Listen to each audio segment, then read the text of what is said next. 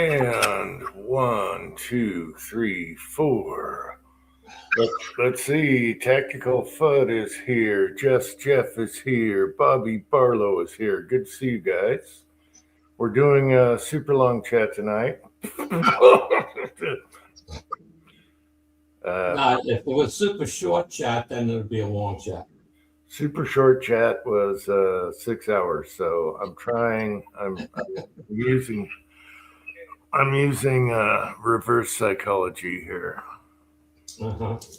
Anyway, good to see you guys in the chat. So Andy's looking for a 44 rifle now. And what are you thinking there, Andy? Well, I've looked at the Rossi, the 92, and I really don't want a 92. I have one, and I don't want top eject. So that's a no-go right there. But you could get the Rossi Black with the mount up front and do a scout scope. That's what I have, and it works great. Well, Nothing's in the way of. I can't get a scout scope that works for me. I've been through 3 of them now. I just have a little cheapo 2-power. Yeah, but my problem is the eye relief is too the dynamic's too small, and I can't find the crosshairs. Well, the one I have is super easy crosshairs wise, so but it's 2-power. It's not more than that. That's when you know. Well, I mean, the one I bought is like 3 to 9, and at 3 to 4, I can barely find it. You know, my eyes ain't what they used to be, so I got to deal with it. So the Duarte 95 side eject, but the price of that thing is up there. So do I move up to a Marlin, and then the Marlin's up there, or do I move to a Henry? I mean, and after that it goes over $1,000. I really don't want to spend that much money for a toy. Yeah, the Marlin, Smith and Wesson, and Henry. Henry's probably cheaper than the about $7.99 to about $9.89 vary in price depending on the way you looked at it. So I don't want to spend that much money. I still got to add a scope to it and whatever else, and still got to buy dies, and I still got to buy casting bullet dies, mold I should say, and dies and everything else. And I'm like, if I'm going to do something like that, I got to get the cost down up front. So then I was thinking of a handy rifle, whatever brand. I can buy another barrel and put anything else I want on it. Yeah, you just can't get the handies anymore. They got killed by the group that owned Remington and all that. So, okay, we got Garage Guys here. Chessboard is here. Vanessa Kitty's here. Good to see you guys and gal. Yeah, so you got CVA. And you got to look at the twist because the reason I never bought, I have a handy rifle in 357 and I love it. But the 44, the twist was wrong for decent size heavy bullets. So the twist was way off. So I didn't buy that. I don't know what the CVA. I haven't looked into it far enough yet. I just started looking before. And there's the Rossi single shot, but it likes lighter bullets also. It doesn't like the heavy. Rossi has a single shot? Yeah. Okay, I didn't know that. But they always screw up on the twist. Yeah, but I don't know enough about the bigger caliber, the twist. And yeah, if I'm just throwing out a number because I haven't looked at molds or anything. A 200 grain bullet, okay, is going to be a 125 grains of zinc. Okay, if you're doing zinc, you're good with all of them because usually you're shooting a 250 grain bullet or even more. You can't use the 310 because it's just way too big. But I don't need anything that big. I'm plinking with it. I know, but if you're using zinc, it's going to be lighter, and your twist rate will be just fine then. So all of them would work for you. You know, well, the physical size is the same. It's just the weight that's different. I know, but So it's the twist of the right, but it'll twist. It's not as hard to spin because it's lighter. So and is Thompson still doing something again or what? Yeah, Thompson is back in business, and yeah, there's another one, but that's pricey, for the rifles versus. And I love the pistols. Oh my Yeah, gosh! but I don't know how short of a barrel to get. I mean, the CVA Scout is 22 inches. Kip is here. Well, you're not shooting suppressed, so you don't have to worry about all that extra hanging off the barrel. No, but I'm just saying it's the one guy shooting it, and he watching him shoot factory loads, and the recoil looked like nothing. He was shooting 100 yards, and he was 2 inches low, where he didn't even, where he was sighted. But he put three in the size of a quarter at 100 yards with whatever scope he had on there, and those were that was it. He shot three just to like tweak the scope a little bit, and then he shot three more for and put them in a quarter, or whether was that an inch group, an inch and a quarter group, whatever, something like that, at 100 yards. And I said, well, it seems to be accurate enough. So I said, what the hell? And but Thompson's another one. All right, well, I gotta see what's out there. Again, I don't want to spend that kind of money. I'm not looking to spend $1,000 on a rifle. Yeah. Yeah, so yeah, especially a single shot, you want to spend way less, like 300. well, that's and the CVA Scout is all over the place in price, $449 to like $549. So that's not too bad. They have sales also. Yeah. But to spend $850, $900 on what you call it, a Marlin or a Henry, and again, because now the Henry, if there's a problem, they don't want to touch in the gun. They want you to send it back. So, I don't want to deal with that crap either. Marlin is a little bit easier, but again, it's an expensive piece. I still got to add a scope to it. So, don't have a lot of choices.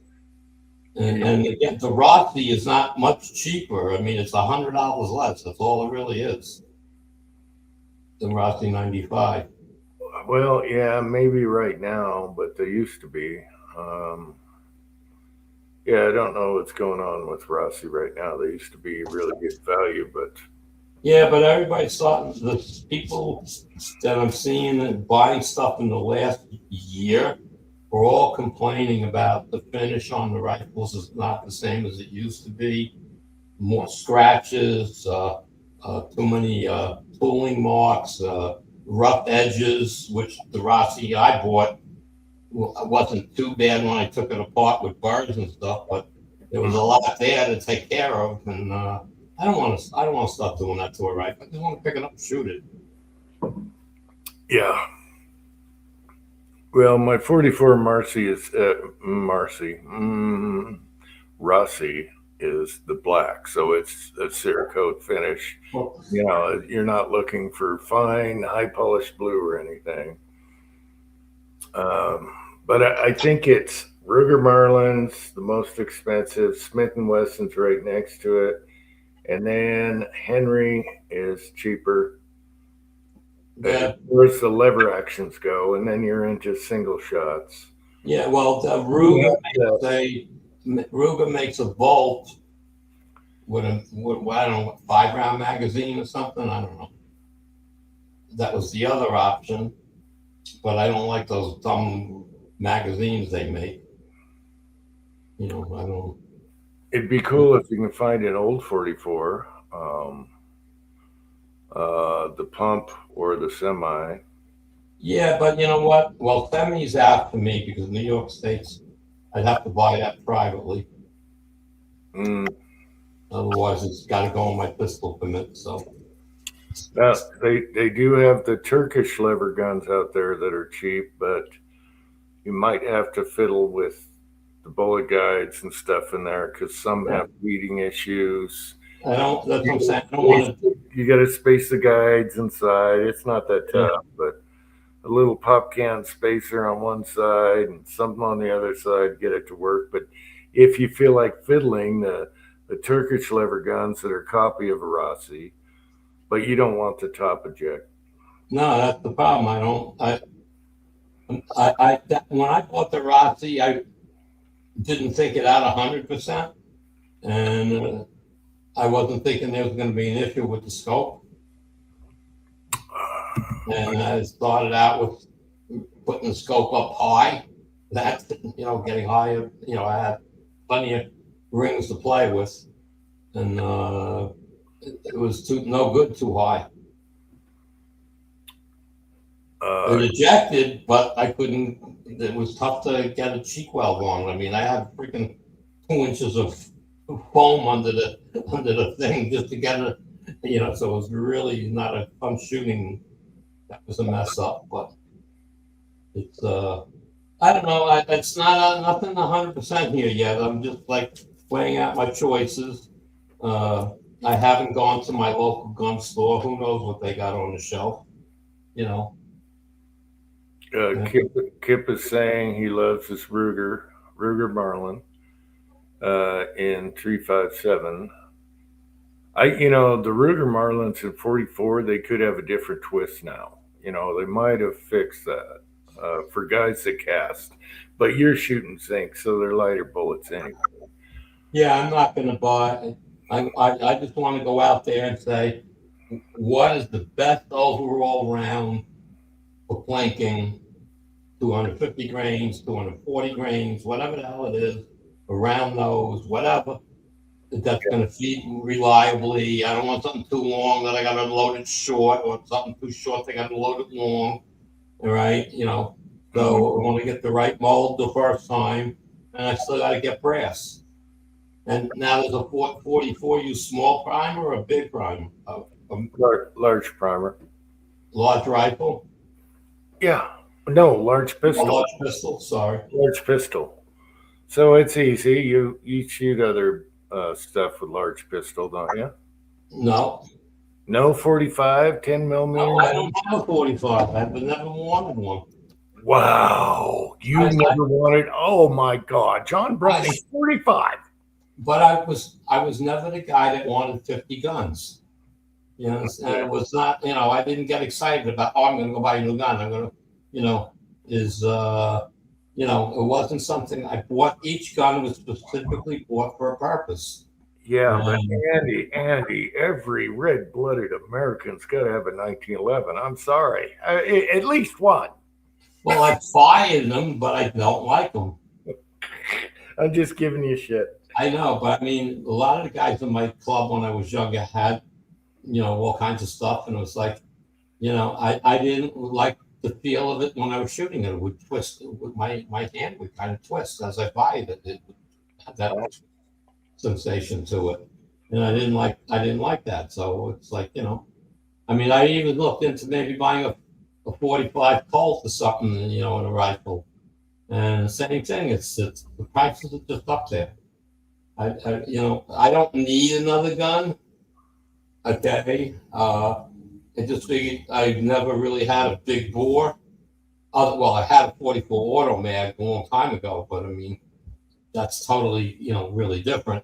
Wow, you had a 44 auto mag, huh? I had a pair of them. I bought them as a matching, one serial number apart from each other, one fired, one unfired. Oh wow! You don't see those anymore anywhere. I paid $3,000 for the two of them total, and I kept shooting. I shot the auto mag quite a bit, and I don't know. I had maybe 6 or 7 years, and somebody saw me at the range with it. He says, you wouldn't be interested in selling it, would you? I go, well, I said, there's a pair of them, so I'm not selling one. And the second one is unfired, and it's in a presentation case with for both of them. I said, so if you want to take both of them, give me a real number. So And weren't those AMT? yeah, and I paid, like I said, about 3 for it. I sold it for 8 or 9. I don't remember. It's been so long. Yeah, they went crazy because the company went tits and all that. So I got rid of them. It's like, and I'll tell you what, I like shooting that. I like that way over a 45. Yeah, that's funny that you had 2 of them. Well, I worked in a gun store. Okay, I worked as a range officer they had a range in the basement. We had a big club and everything. And when there was nothing going on, I'd be up in the store all the time. So, and I worked there 2 or 3 nights a week. And I'd pop in, and that's how I got my Hamley 22. They knew I was really into the competition side of things, and I was looking for something for 22. I was looking at the Rugers, and he says, you're going to forget about the Ruger when I walked to the store that night. I go, why? So I'm going to put something in your hand. Close your eyes. I'm going to put it in your hand. And it's like, what the hell? Because it's got the molded grip and everything. Yeah, the molded wooden grip. And whatnot. And I'm going, okay.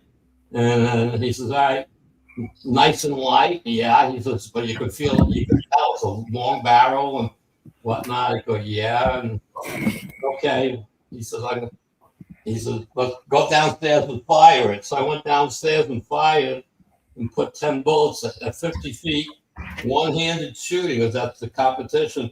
All right, bullets in the bullseye, touching each other. I said, sold. Yeah. So, and I only paid about $800 for that when I bought it, and it was used. It was used in the '64 Olympics, and that's the one I have. You've seen in a couple of videos that I've had, the bigger poles and stuff, and I love that gun. Right, so it's the same thing. That's how the 44 Automags came to be. He said, go look in the case over there. He says, you'll see a big wood, box there with 2 guns in it. It's okay. And I go up there and look at it. He goes, I said, are you kidding me? He says, no, I ain't kidding you. He says, but you're the guy that'll probably buy them. And I said, well, I don't know, man. And then he went through the whole thing with me and price, and what one's unfired and whatnot. It's got certification papers unfired and and all this kind of stuff. And you can't pass this up, Andy. He says, if you water today, in 6 months you can double your money probably, because it was a good price to start with. Yeah, and they were made so well back then. So and I said, shit, man. And it's like yeah. So I bought them.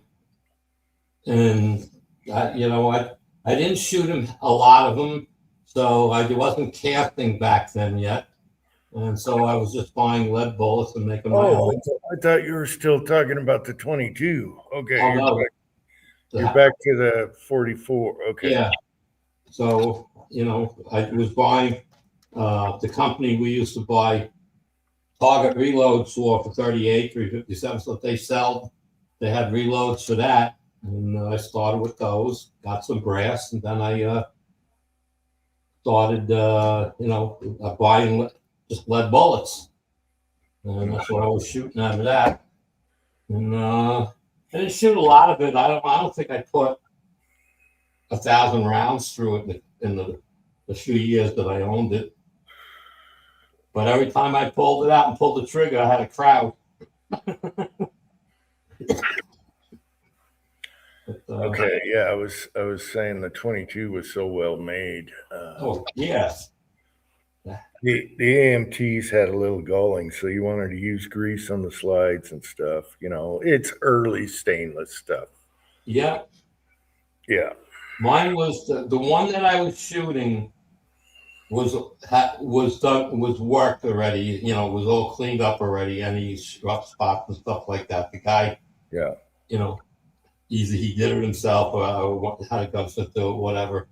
But he's the original owner of the pair, so you know it was this. I was quite happy to get him, and I figured that was an investment thing, and it was. I made good money on it. Yeah, I still have a MP22 Lightning, which is a copy of a 1022, except for everything is stainless. So trigger, everything. There's no aluminum. Everything is stainless.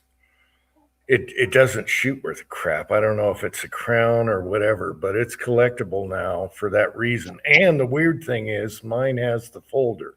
You had a hunter stock and you had a folder, and I'm thinking, why would you put a folder on such a heavy, solid stainless 1022?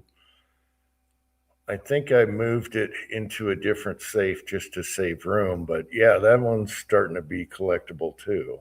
The 2255 Lightning, I don't know. It's a 1022 that's all Oh, stainless. Tip to wow! No, I'm sorry. I just went up and typed in Rossi 44 Magnum signal shot and Sportsman's Warehouse black oxide break action rifle, 16.5 inches, $300. Yeah, But I don't know if I want 16 inches. I mean, that's the standard size. I don't know. that's that's their. I don't know if they make a longer one. I don't know. I'm just looking at. Trying to see it's threaded. It's threaded. That's I gonna have to. I can't buy it that way. 1 and 8 twist. Wait a minute, 44, 1 and 8. That's what this says. Yeah, Okay, 44 Magnum model LWC.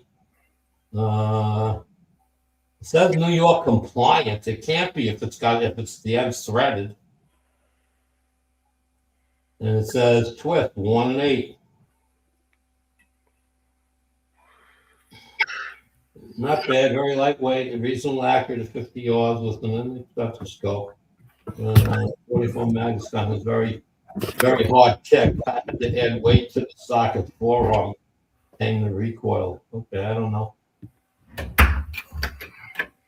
well, I can point you to a video where a buddy of mine, we've never met, but Bohemian Shooting Club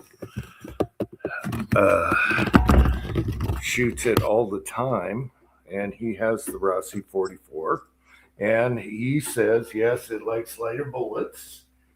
You know, he doesn't like the big daddies, and with you and zinc, you would like it. So I could send you his channel. I'm surprised you haven't watched his channel. What's it called? Bohemian Shooting Club. Here, let me. I'll post a link on the side here, unless you want a. Yeah, you can give me the link. I'll quickly hit it. You want it by phone or on here? On here, Okay, I got to switch accounts because it won't let Uncle Jim do the chat. Typical YouTube. Okay, let me switch accounts. And oh gosh, what kind of crap are they giving me now? Heritage 92. That's got to be top eject, I guess. $6.99. Okay, I can. Tonight he just posted a video shooting 100 and 200 yards of 6.5 Creedmoor, but he's got lots of videos with that Rossi. So let me click on my subs. There we go. Let me copy and paste. Then I got to go back to Uncle Jim 2, 3, whatever. But I thought I would want a little longer rifle, give it a little more accuracy. Oops, I plus. Oh shoot. Jeez. Oh, jeez. I know I click save instead of share. Okay, I'll post it on here if I can. Hang on, people. I'm sorry. We get each other because we like the same music. We do the same goofy shit. We shoot milk jugs. We like each other a lot. Michael is here. Hang on, Michael. I got to get back to Uncle Jim 3 now. I don't know why YouTube won't let me watch my own live chat, but now I got to change accounts and hopefully, oh, I can't. Yeah, I can put it in here. Okay, let's see if this works. Tell me if the link shows up. I can do it on the iPad. I'm using 2 devices. Bam. Okay. You get that? I get what? There's a link, supposedly. Anyway, Michael is here. Hey, Michael. I got nothing. Are you kidding me? I just posted it. Bohemian, one word, shooting. How come I can't post a link on here? Oh, because I'm not a moderator or some bullshit? What you can do? Are you kidding me? Bohemian Shooting Club. Gotcha. I'll send it on the phone. It won't let me do links on my own damn thing, even though I'm Uncle Jim 3. Bohemian Shooting Club. Bohemian shooting? All right, let's go back. Let me get it proper. Now I got to go back to my other channel.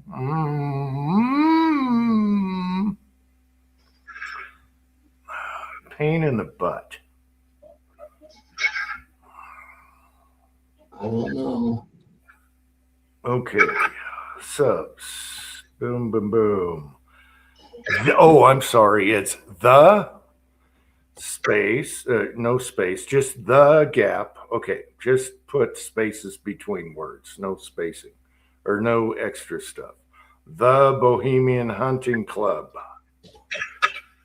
All right, and he's got lots of Rossi shooting on there. Oh, somebody notified me on something.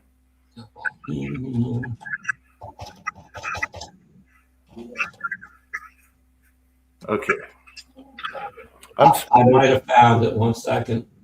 I'm surprised you don't know it. He gets Uncle Jim, whether it's goofball or not, and we both we do a lot of jug shooting, and he's got deer. I subscribe to him. Yeah, he's got deer on his farm, and he shoots them all the time. Deer and hogs, and he shoots them with 44, especially the hogs and stuff. So there's good stuff in there.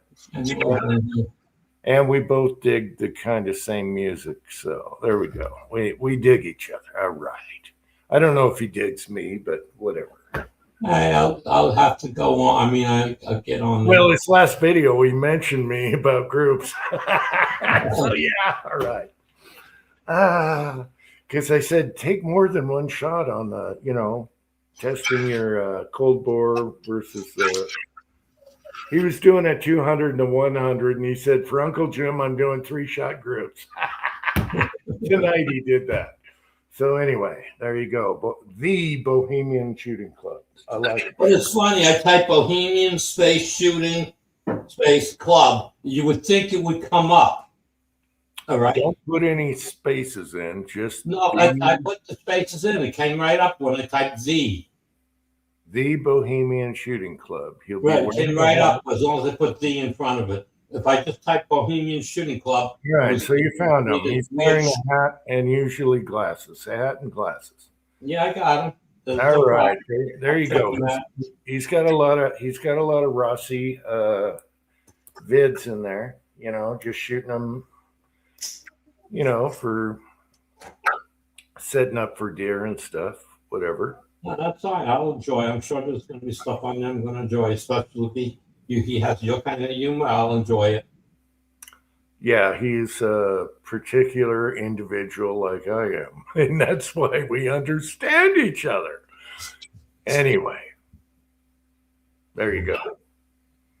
He's never been on a live. He's never replied in a live chat, which I find really odd because we always reply in videos. That's kind of weird, don't you think? Yeah, he's never replied on a live. Interesting. But Ruger 54 mag carbine, $9.99. Yeah, okay. 18-inch. yeah, and $1,200. There's another guy showing him $1,200. okay, so Ruger is 1 and 20. I think my Rossi is 1 and 18. Well, what are my revolvers?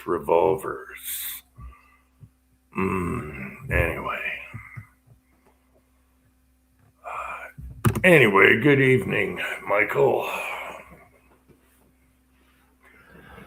I do find it odd he doesn't reply in the chats. He's probably going to bed. You know,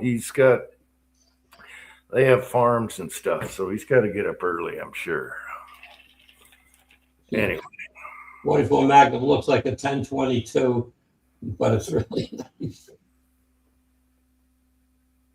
They have, so that's the semi-automatic, because it looks like a Ruger. It looks like a 1022. I'm looking at somebody else's stuff.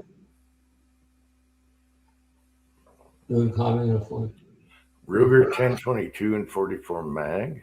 Well, he says it looks like the action looks like a 1022. He said. Who? Oh no, this guy here. I don't know. YouTube. This is a Ruger 44 carbine. It's chambered 44, so it looks like a 1022.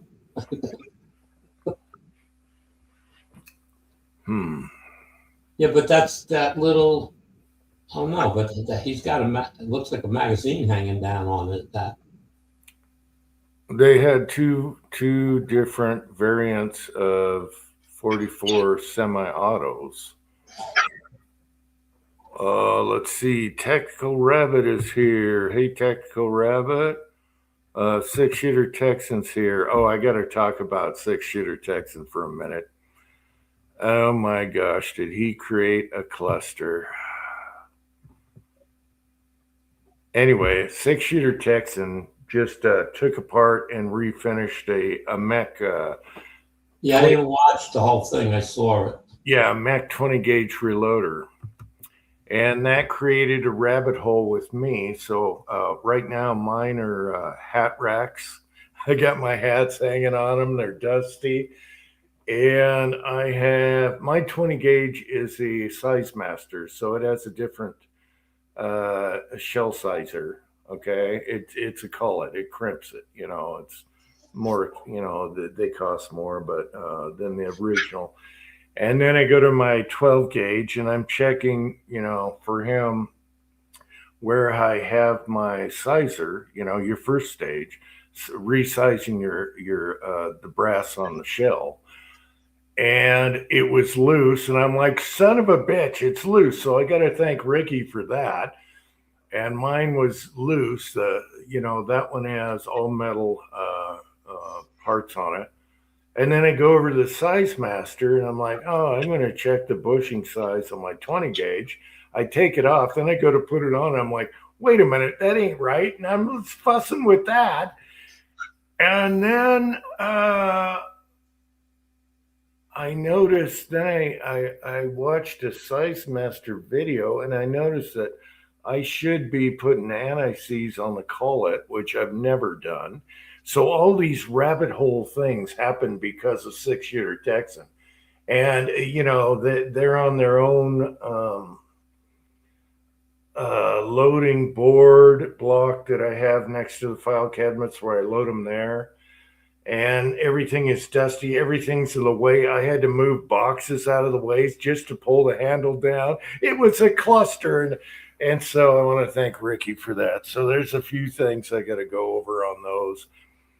And then, of course, I saw a mech video where to lube on the Size Master, which I've never done, and what to use. And I was like, son of a bitch, have I neglected these that bad? So I got to take the board out, which has 2 loaders on it, take it out to the garage, blow it all off, lube them, treat them right, and adjust them properly. Thank you, Ricky. It's funny how someone's video will get you going on something else that you've either neglected or forgot about stuff. And so I want to thank Ricky for that. So yeah, this morning I'm like, son of a bitch, this ain't right. That ain't right. And I've been loading on him like that. And Kyle is here. Hey Kyle, how's it going? I'll put a link down here, by the way. Anyway, did a good job. I've never taken either one of them completely apart. I have a junior like his, but mine's 12 gauge, and then my Size Master is 20 gauge, which is a hair different. And the guy I bought the 20 gauge off of, he's like, I can't find the primer feeder because it has everything but the plastic feeder on there and the chain. And I was thinking, that would have been nice, but he sold it to me super cheap. He used to shoot, skeet or competition, and he had the 20 gauge he didn't use anymore. Gave me a bunch of shells, primers, everything but the primer bucks thing that goes on it to automatically prime, which I don't care. I'll put the primer in there each time. I don't care. Let's see. Oh, congratulations, Kitty. You're buying a house. All right. So anyway, 6-shooter text. I just wanted to tell you that because you made me look at my neglected loaders over there behind me on the bench. And they're dusty, and they had so much hats, so much crap on the bench in front of them that I couldn't even operate everything. I'm hitting a box of shells, and it was bad. Anyway, I got it together. So 28 gauge size are coming.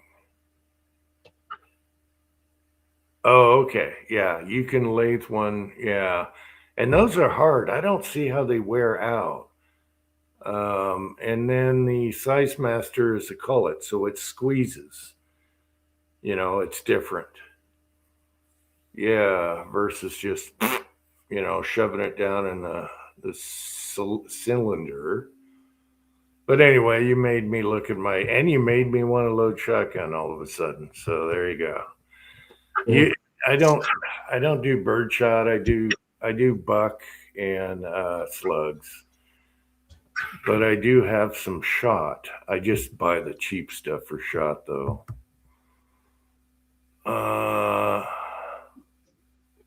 Crushing in a Jag for last few days. What? Oh, cruising in a Jag. A Jaguar? A Jaguar? You talking a car? Jaguar. How do they say it in Britain? Jaguar. Anyway. Good night, Tactical Rabbit. Anyway, Ricky, it looks really good. It should be really good. I just don't see how that sizer can wear out because they're really, unless it's dirt that grinded it, I don't know.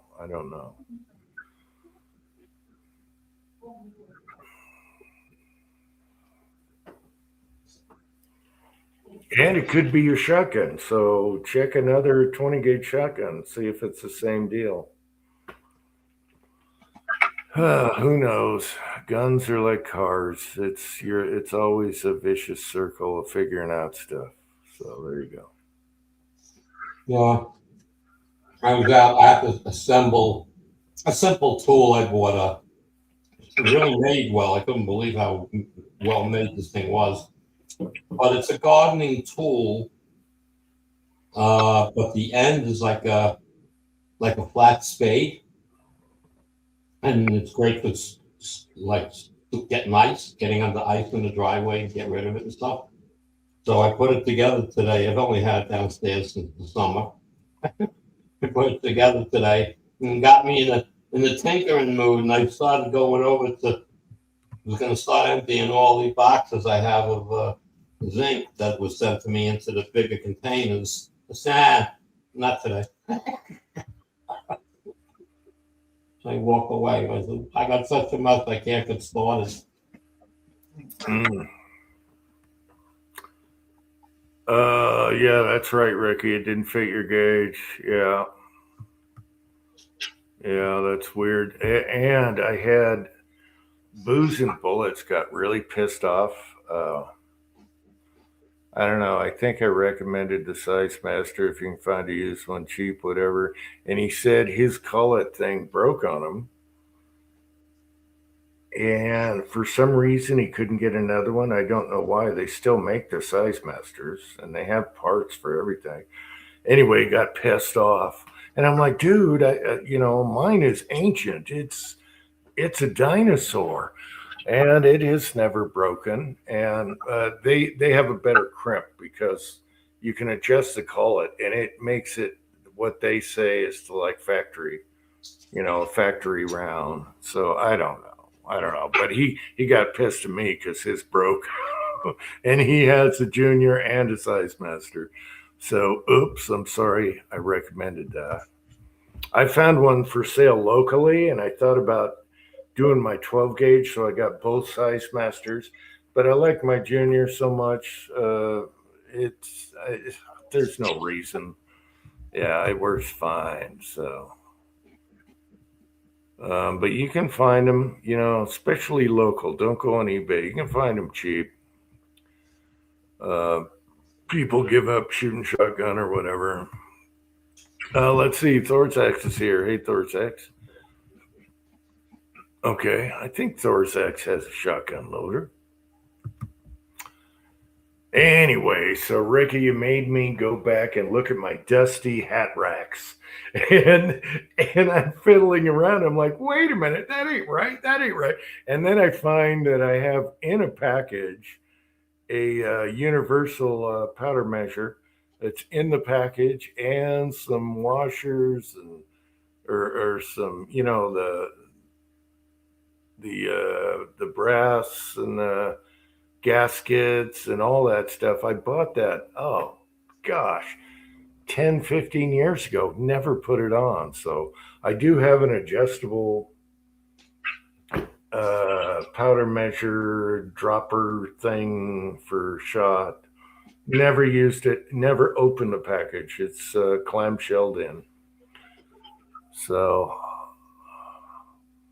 I'll probably never use, I don't know. Like I said, I do buck and slugs. 20 gauge I do stuff with, but usually I'll fill it with 22 bullets and stuff. I do weird crap in the 20 gauge. Yeah, just because 20 gauge buck is expensive. Anything self defense, so I'd throw all kinds of crap in those. Yeah, so I need to go back and clean that area. It turned into a dumping ground for crap. It's everything. If I took a picture right now. So I got to clean that up because it's got its own board that's huge. It sits on a short file cabinet. It's perfect height. I go over in the chair and I can go 20, 12 gauge. They're right next to each other, but it's a cluster. Total neglect. They're dusty as hell too. So what's the longest barrel a Ruger Blackhawk has?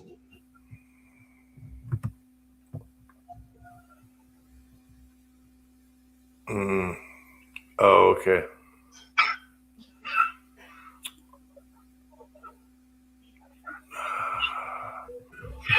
Let's see. New guitar inbound. Oh no.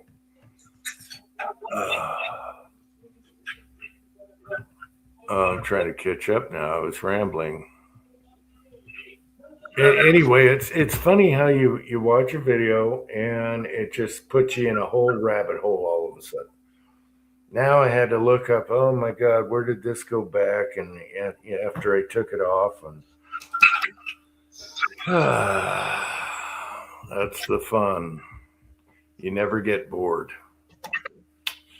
Yeah, but Ricky did a good job. I've never taken either one completely apart, and then I would have taken like some pictures or video of what I did because I wouldn't remember a month later. you know.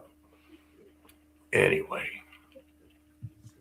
they look really simple from the outside, but when you start taking all these little parts apart, and then you got these little minor adjustments like up on the elbows and stuff, then you get into trouble. Yeah, the monkey would have had a problem.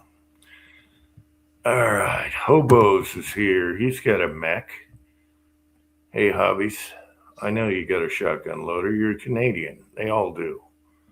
They were born with a shotgun loader. They give you a binky and a bottle and a shotgun loader.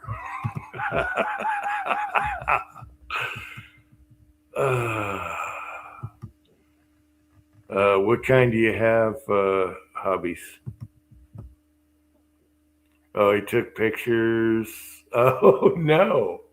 Well, at least you got a breakdown manual and you're smart enough to, yeah, you got her. I love the mechs, though. They are so simple, they are so reliable. I mean, you can buy one that's 50 years old and it still freaking works. So some people tater them and don't treat them right, but I do like the purity of how they work. And the junior's so easy. Instead of doing a progressive, which is a nightmare, you're better off just doing 4 strokes on a shell and you're good. Well, 5 because you got the wad. Yeah, doesn't take long. They do a really good job. They did really good there. I've seen the older, like the pawn shop had what is that brand? A blue brand, whatever. Uh, but yeah, I'm sticking with mechs.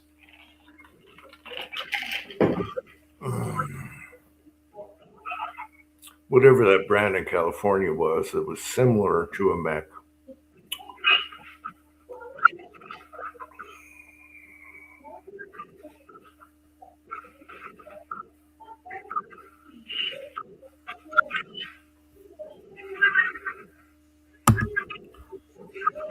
Yeah, hopefully you're recovering, Thors, from the stroke.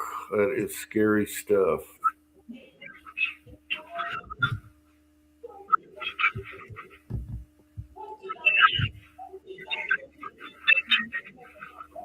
Okay, I got 4 Max. Oh, 4 Max Junior.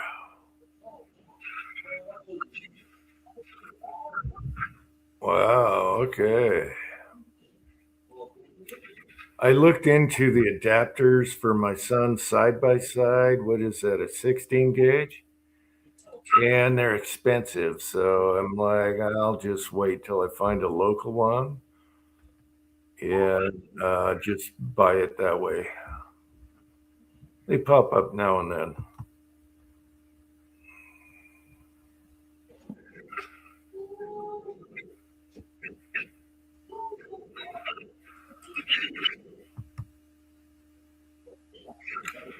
Andy must be upstairs with the door open, the TV. No. No? She's trying the volume up. The door's closed, though. She likes to blast. She's downstairs. You got how loud the TV is. She's sitting 8 feet from the TV and just blasting it. Playing something. I don't know what the hell it's doing. I'll tell you what, shotgun guys, I love shotguns. There's so much you can do with shotguns. You gotta love them. And they were the real gun that won the West. I'm sorry, we can fight over lever actions, whatever.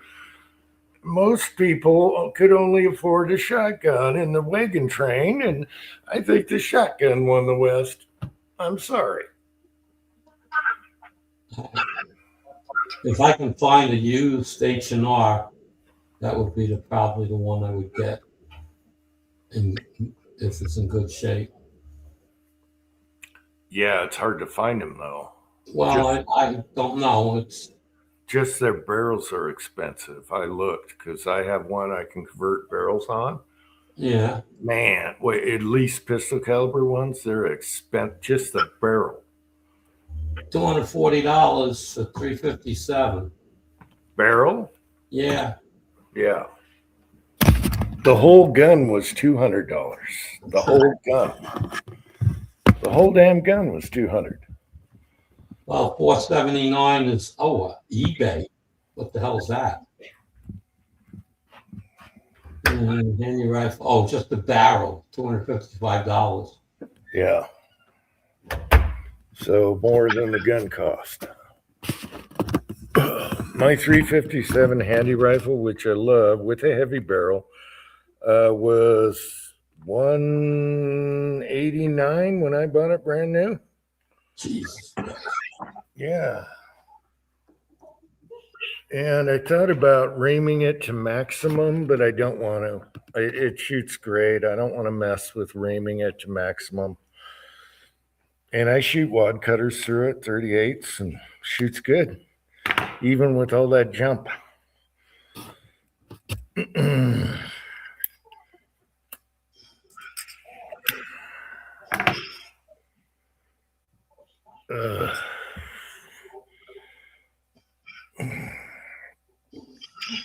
So what else is up? Henry made a single shot too.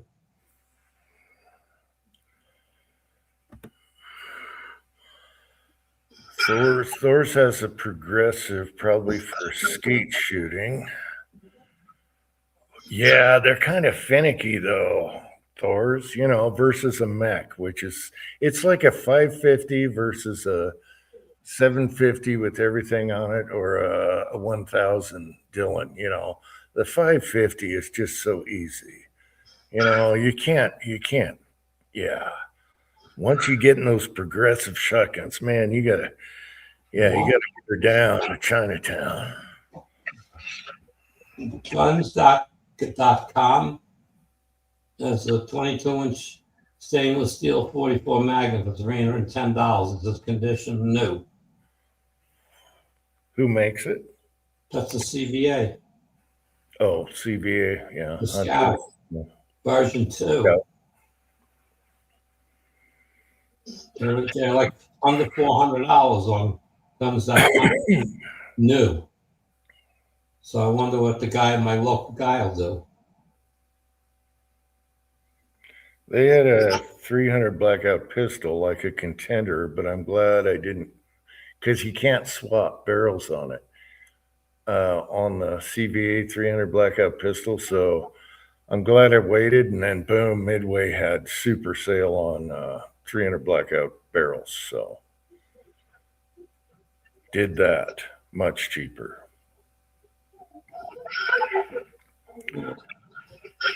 The best thing to do is I don't want to go buy something off, through the internet if I don't have to. Go to my local store and see if he can get one. And he's reasonable. When I bought the Rossi, he was cheaper than it was online. So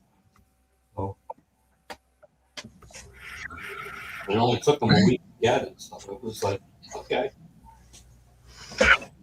Hey, Rollis. How you guys doing? Hey, good. All good. Do you have a 44 mag rifle? No. Okay. If if one was to fall into my lap, I'd just shoot the hell out of it. But that's so far down on the list that just I have too many other gun rifle projects and pistol projects to go off into that land. It's just so about the only pistol caliber I'd be interested in, just off the top of my head, would be one that if it was in the 50 Smith & Wesson Magnum. I think and there's a company that do make them, but they're like they're high end rifle scope prices. So Yeah. So, but that's yeah, just not part of that particular club. Yeah. I like the 44 mag. It takes care of anything around here. I'm not in Alaska, and even then, it would still do its job. So, especially a rifle. Mm-hmm. So, good enough for me. Yeah, like I said, I'm not opposed to them. Just they've been around for 150 years, 175 years. So, well, not necessarily 44 Magnum, but pistol caliber. And so, and then, but yeah, just yep. Now I have to try to convince Susan we need to buy a $6,000 rifle scope when there's that whatever's. Holy crap.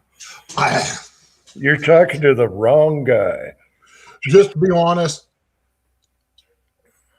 I don't see where. I understand they're very precise, very well made, but the scopes I've bought and I've looked through and I've used that were like in the sub 2,000 range.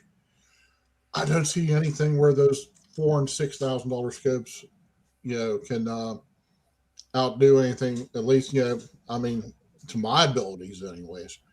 I mean, you will get really, really, good glass, but your diminishing returns are getting too high on those ones. Mm-hmm. So, yeah. And, but yeah, that's been doing a little bit of reloading today. Yesterday we were busy with a bunch of traveling back and forth to Ocala and doctor's appointments and all that fun stuff. So, but that's been about the high point of my weekend so far. What were you loading? I'm doing more of the 45 long Colts. And those matter of fact, I'm rendering the video now for the first outing, including the first casting of those Lee 200 grain bullets, and shooting them stuff. So I'm rendering those on my tablet and sitting here enjoying the Saturday evening with some friends. All right, cool.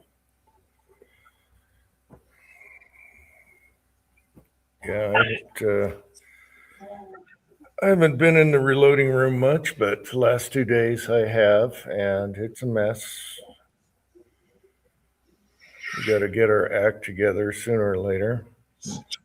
Yeah, move the one pile of junk from one table to another, and then move it back again because you have to. Yeah, I have some deleted footage where I'm walking along and I kick over a box of brass on the floor, like 3 of them. mm-hmm. And I'm like, son of a bitch, now I got brass all over the floor because they set them there. So I had room, It's a cluster. This summer we're going to get the bedroom I'm in now. We're going to get new floors put in. I already have the floors and stuff, but I'm in the process of very slowly pulling up the rugs and stuff. Which it's literally a 45-minute job from beginning to end. Cutting the rugs, pulling them, pulling the tack, the little tack sticks, and all that. Yeah, maybe an hour. Yeah, and it's just like I just look at it and say I need to get started on that job, and it just doesn't happen. Hey, garage guy.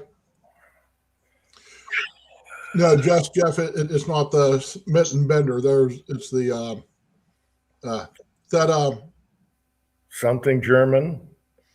It actually, I think it's Canadian, but it's now you get my brain. Wow, Canadian. Yeah, it let's see if I can pull up.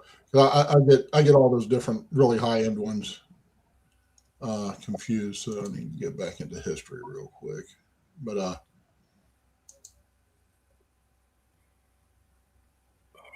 let's see.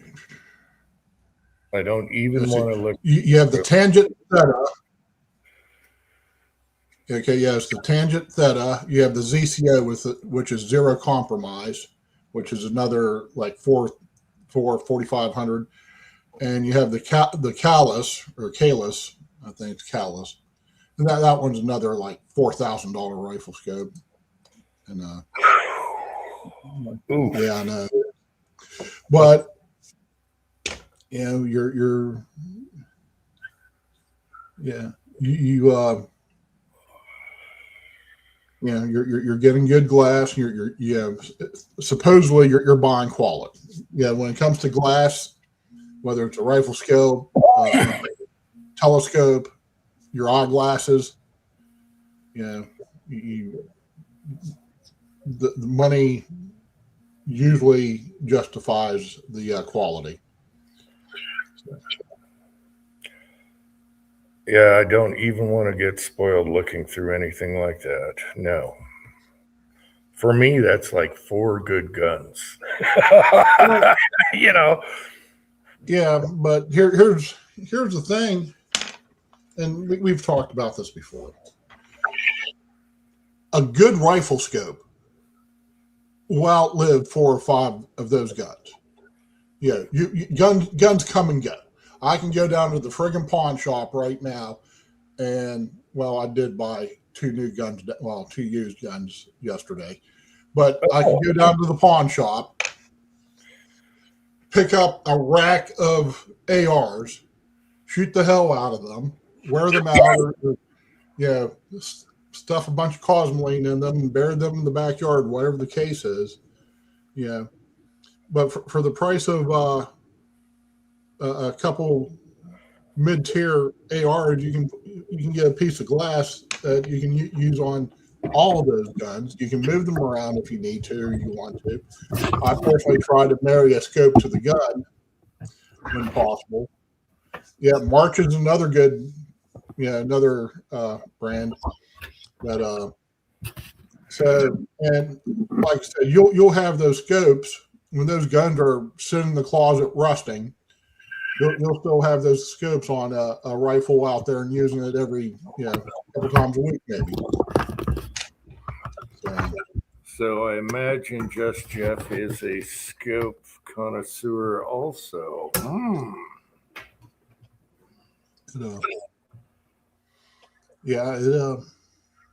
Once you get used to having some nice glass, like I said, they'll outlive the friggin' most of the guns that they'll be on.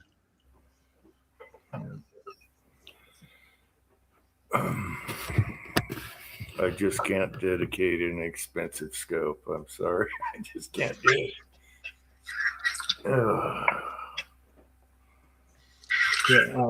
I've gotten to the point now where, as far as low end goes, I'll just buy a SWFA straight 10 power, and the new model they have out, their upgraded model, has a slightly different reticle on it. It's sub $500, and you can run it out to 1,000 yards, but it's more convenient, at least with my eyesight, when I'm shooting out to 1,000, to be in about that 18-20 power range. But really, all I need is 20. And because I've done it, I've rang still quite easily at 20 power. And then you get that inexpensive scope that's quality and that you can drive nails with. Then you can save your money up and buy the good scope. If the gun deserves it, if the gun is worthy of it, then you put your what they would consider mid-tier, your $1,200 to $1,600 range. I'm real partial to the Trax, and they have one that's about $1,500, and you have all kinds of adjustments. And if the glass is like the same as the other Trax I have, there won't be there's no questions as far as the quality and whatnot. So It just and like I said, that track scope that I have, and the couple more I plan to get over the course of the next couple of years, yeah, they'll outlive the guns that they'll go on. Yeah, Kyle likes his 10 power. He's got Yeah, an older one. yeah, he's a big fan of SWFAs also. And I have one. It's stainless though, and it's on a 1022 right now. It's a 3 to 12, maybe. I don't know. I'd have to go look. right, Yeah. and they now the one that surprised me the most was a Blackhound scope, and Blackhound's kind of out of business. They got took over by another company, but they had a mid-range 3 to 18 Chinese-made scope, and I have it on one of my ARs, and yeah, it does a pretty good job. Yeah, in the price range, it does pretty good. Holds zero. Your adjustments it goes where it's supposed to go. Glass is pretty good. So I mean, it's a budget scope per se, but the same mid-tier scope that they make that's in I think it's 5 to 25 or 4 to 24, something right in that range. It's just total and complete dog shit.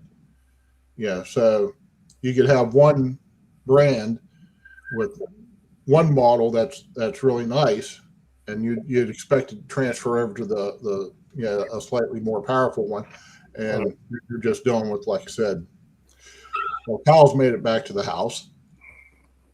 All right, I'll be right back. I gotta pay. Turn off my mic here. I'll be right back. Okay. But yeah, do yourself the favor, guys, and don't be afraid to splurge a little bit on a good rifle scope. Yeah, or scopes. I only shoot out for now to about 300 yards max once in a blue moon. Right. And all I have on my rifles is CV Lights. The most expensive one was $69.99. Right. And I give you all the groups you want at those distances. So it's between the shooter, the rifle, and finding the right load for the bullet you're using. Oh yeah, I mean, if you can put a $10,000 rifle scope on a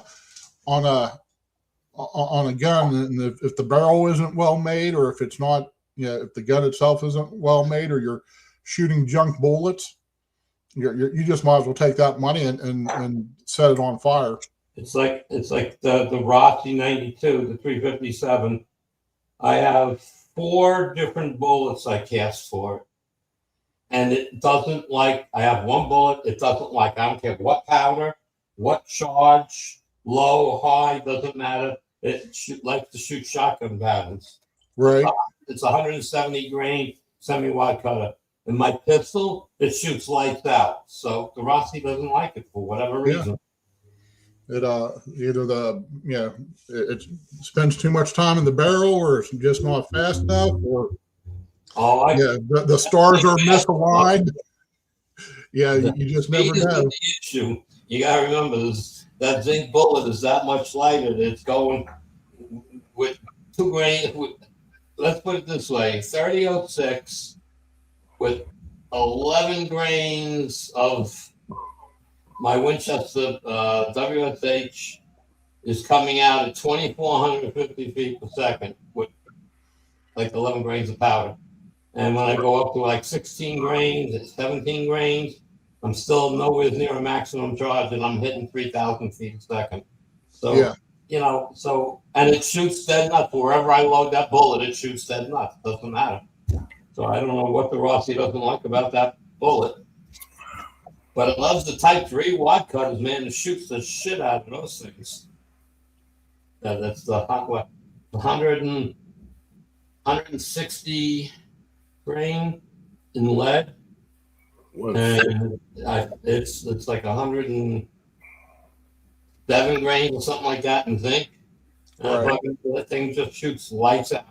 I don't care with low power charges, medium charges, doesn't matter. It shoots lights out. So You know, but so I did get 2 new molds. I just haven't casted for them or loaded anything yet. So they're both one's a smaller semi-wide cutter. It's only I think 160 grain, 158 grain, and the other one's around those. And haven't casted or anything with them yet. The molds look fine. I just not set up to do anything right now. So I'm sure one of those is gonna be the Rossi bullet. okay, Thorzax mentioned the shop vac, cleaning up brass on the floor. I bought my son a big shop vac for Christmas, and it's a quiet. It's there. I couldn't believe how quiet. You know how shop vacs are. Blah! Yeah. This thing it's a big shop vac, but it's a quiet one. And when I turned it on, I'm like, there's no way this has suction. And man, it'll pull your cheek off. They're putting mufflers in the systems now. Yeah. Anyway, this thing is super quiet because shop vacs are annoying, and I bought it for him for his shop. And man, that thing is awesome. So they got quiet ones out there now. That's a good deal. Talking really quiet. You can talk over it. Yeah. I need to get a new one. The last one I had, it just got wore out, and so I need to get because I like using a shop vac especially in the shed, and then Susan and I down here everything's sand, so no matter what, you always have a ton of sand in your vehicle, so you need to get in there and get it vacuumed out really well. And they're handy when you got to pull up some water. You know, if you got a flood or a floor problem, you can suck up water with them also. Yeah. No.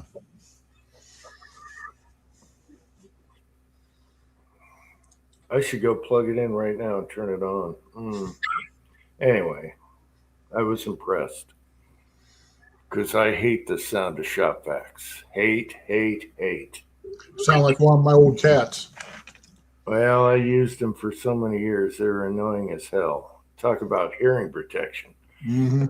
Now they make them quiet, or some do. So there you go.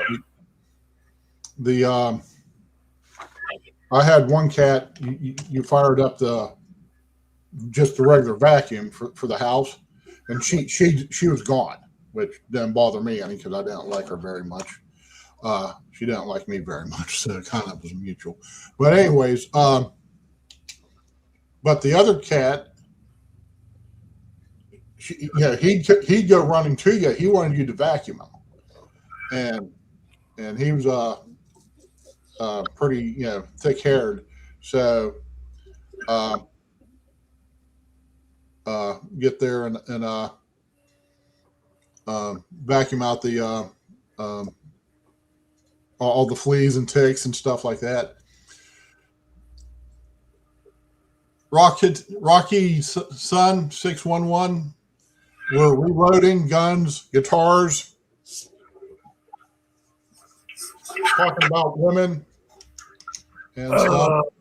What's this channel about? You don't want to know. This channel? Nah, you don't want to know. Look away. Walk away. Look away. A bunch of old fat guys talking about old fat guys.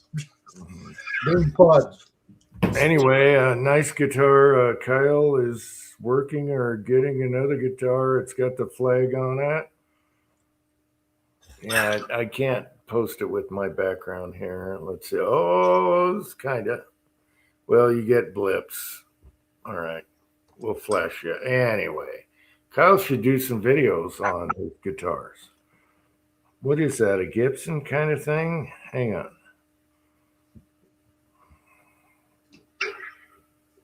It looks Gibson-esque. What does the neck say? Pretty cool, Kyle. All right. You got to do videos, Kyle, on your guitar projects.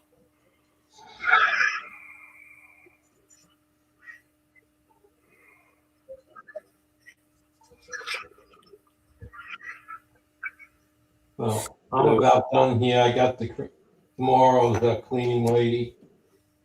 I gotta get up early for her, so. And he's got 18, 20 inches of snow tonight. So there No, you not tonight, tomorrow, midday to Monday, 10 o'clock in the morning, whatever it's gonna be. Well, congratulations. Vanessa can fill you in on that. She's gonna get it too. But I don't know if she's getting as bad as me, but whatever. Cranky's getting it that bad also. So Yeah, he's in Jersey. He's getting it. yep, and all that snow should be in my territory, which I'm not getting. So I don't get it. Why are you guys getting the snow when I should be getting it? So everybody have a good weekend. You have a good weekend. Stay warm, and hopefully the snow's not too much of a hassle. And it's going to be a wet snow, so it's going to be a pain in the ass. So I got to get out there several times with the snowblower to make my life easier. So Yeah, that makes sense. All right. Kitty.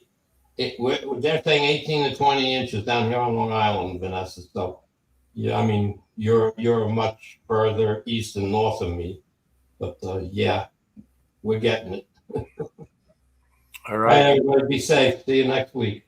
All right. Good luck, Andy. Thanks for coming on, and good luck tomorrow. Yep. I wish I was getting that snow.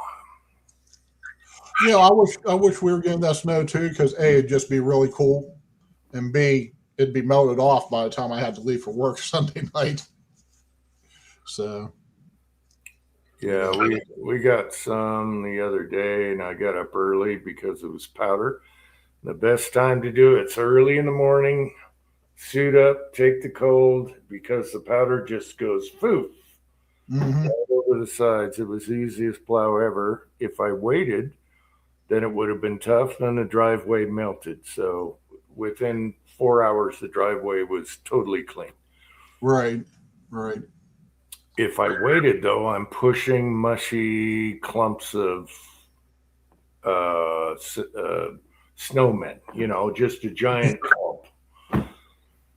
So, yeah, do it when it's powder early in the morning. That's my theory. I'm sticking to it, even if you got to put your suit on. No big deal. Okay.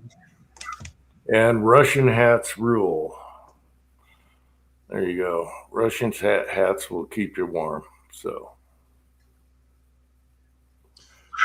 Now I just rendered this video in 4K at 60 frames a minute or a second. So I don't know if this will even. Hey, Thors. I don't know if this will upload to YouTube or not. So let me play around with this for a minute while Thors talks. hey, Thor's, what's up? Oh man, I'll tell you what, the last 2 days, the fog that is in my head has just been lifting little by little.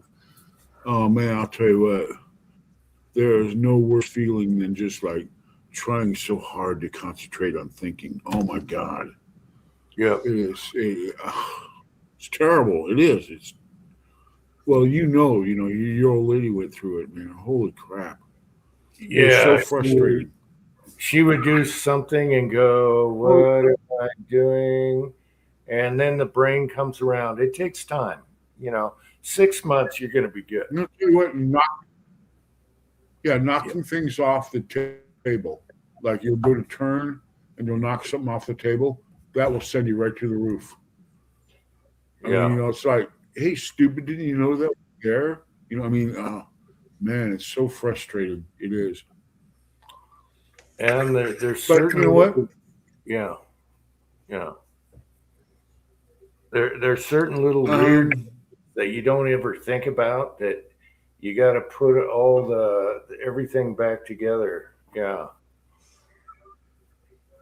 Mm-hmm. Yeah. Like, let go. In other words, you have to make a conscious effort to let go of something. Otherwise, it'll still be in your hand. Be washing dishes and you'll go ahead and, like go to put something in the sink or go to grab something else, and you'll still have what you were washing in your hand. And you're going, what the hell? Yeah. Let go. Oh, yeah, it's frustrating, man. It is really frustrating. I'll tell you what, man. I used to be one of those people where I'd go to Walmart, I'd see the guy or the people that would have the little electric carts, and I would think, you know what? Why don't you get off your fat ass and walk around this place a few times and lose a little bit of that weight that you're toting around and probably feel better? Well, I'm not so judgmental anymore.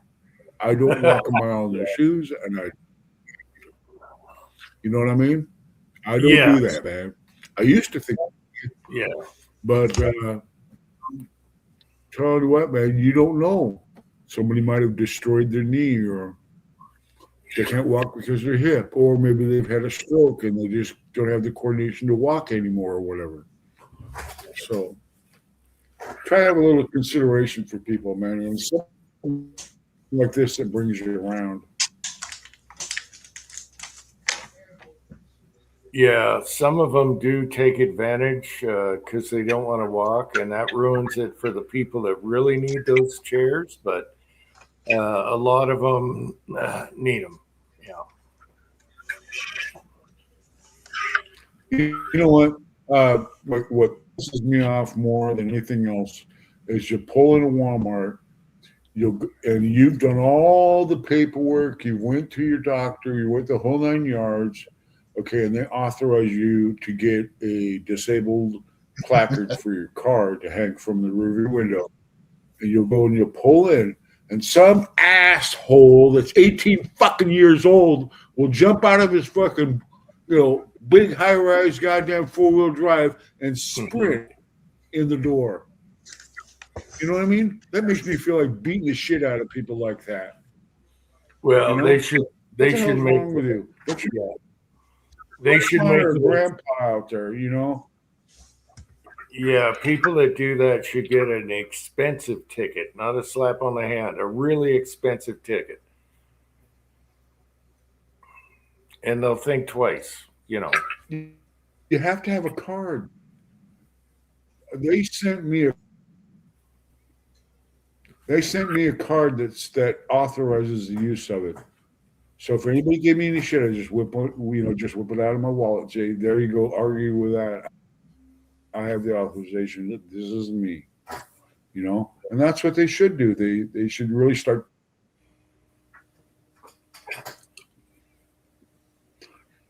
Like I said, sprint all the way in.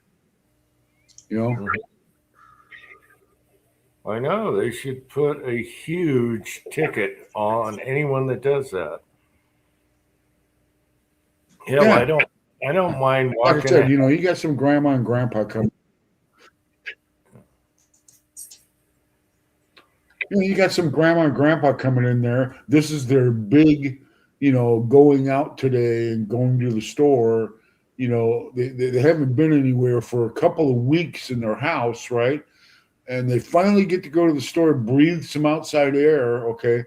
And they pull into the parking lot, and some a-hole like that, takes the parking spot. And here they are, having to park in a regular parking spot, and the old man is there trying to get the walker out, or he's trying to assemble, the little rascal thing for his wife or whatever because she can't walk or whatever. God, it just makes me want to freaking beat the crap out of people like that. It really does, Or at least slash your tire. No, just I don't have a problem. No, really, I don't have a problem with you parking in the handicap parking. But you know what, Mr. Shockwave does, and maybe you want to explain it to him because I tried to explain it to him. He doesn't get it. Yeah, blacks out the guy's radiator. Says, you know what? I think you parked in the wrong parking spot today. I think that's what you're going to remember by the end of the day. Yeah, put some slugs through his brand new Ford F-250 high-rise four-wheel drive. Oh, speaking of which, I put some Techron fuel system for older cars in my truck yesterday, and ran both tanks and get it in the fuel injectors and let her sit because my gas is so old. There's some gas in it from last winter and the winter before that. It's not idling smooth anymore. So I finally got some of that Tektron stuff. That's one of the better additives. And hopefully it'll clean them fuel injectors and everything because it ain't happy idling. You know, you see the stick shift doing this.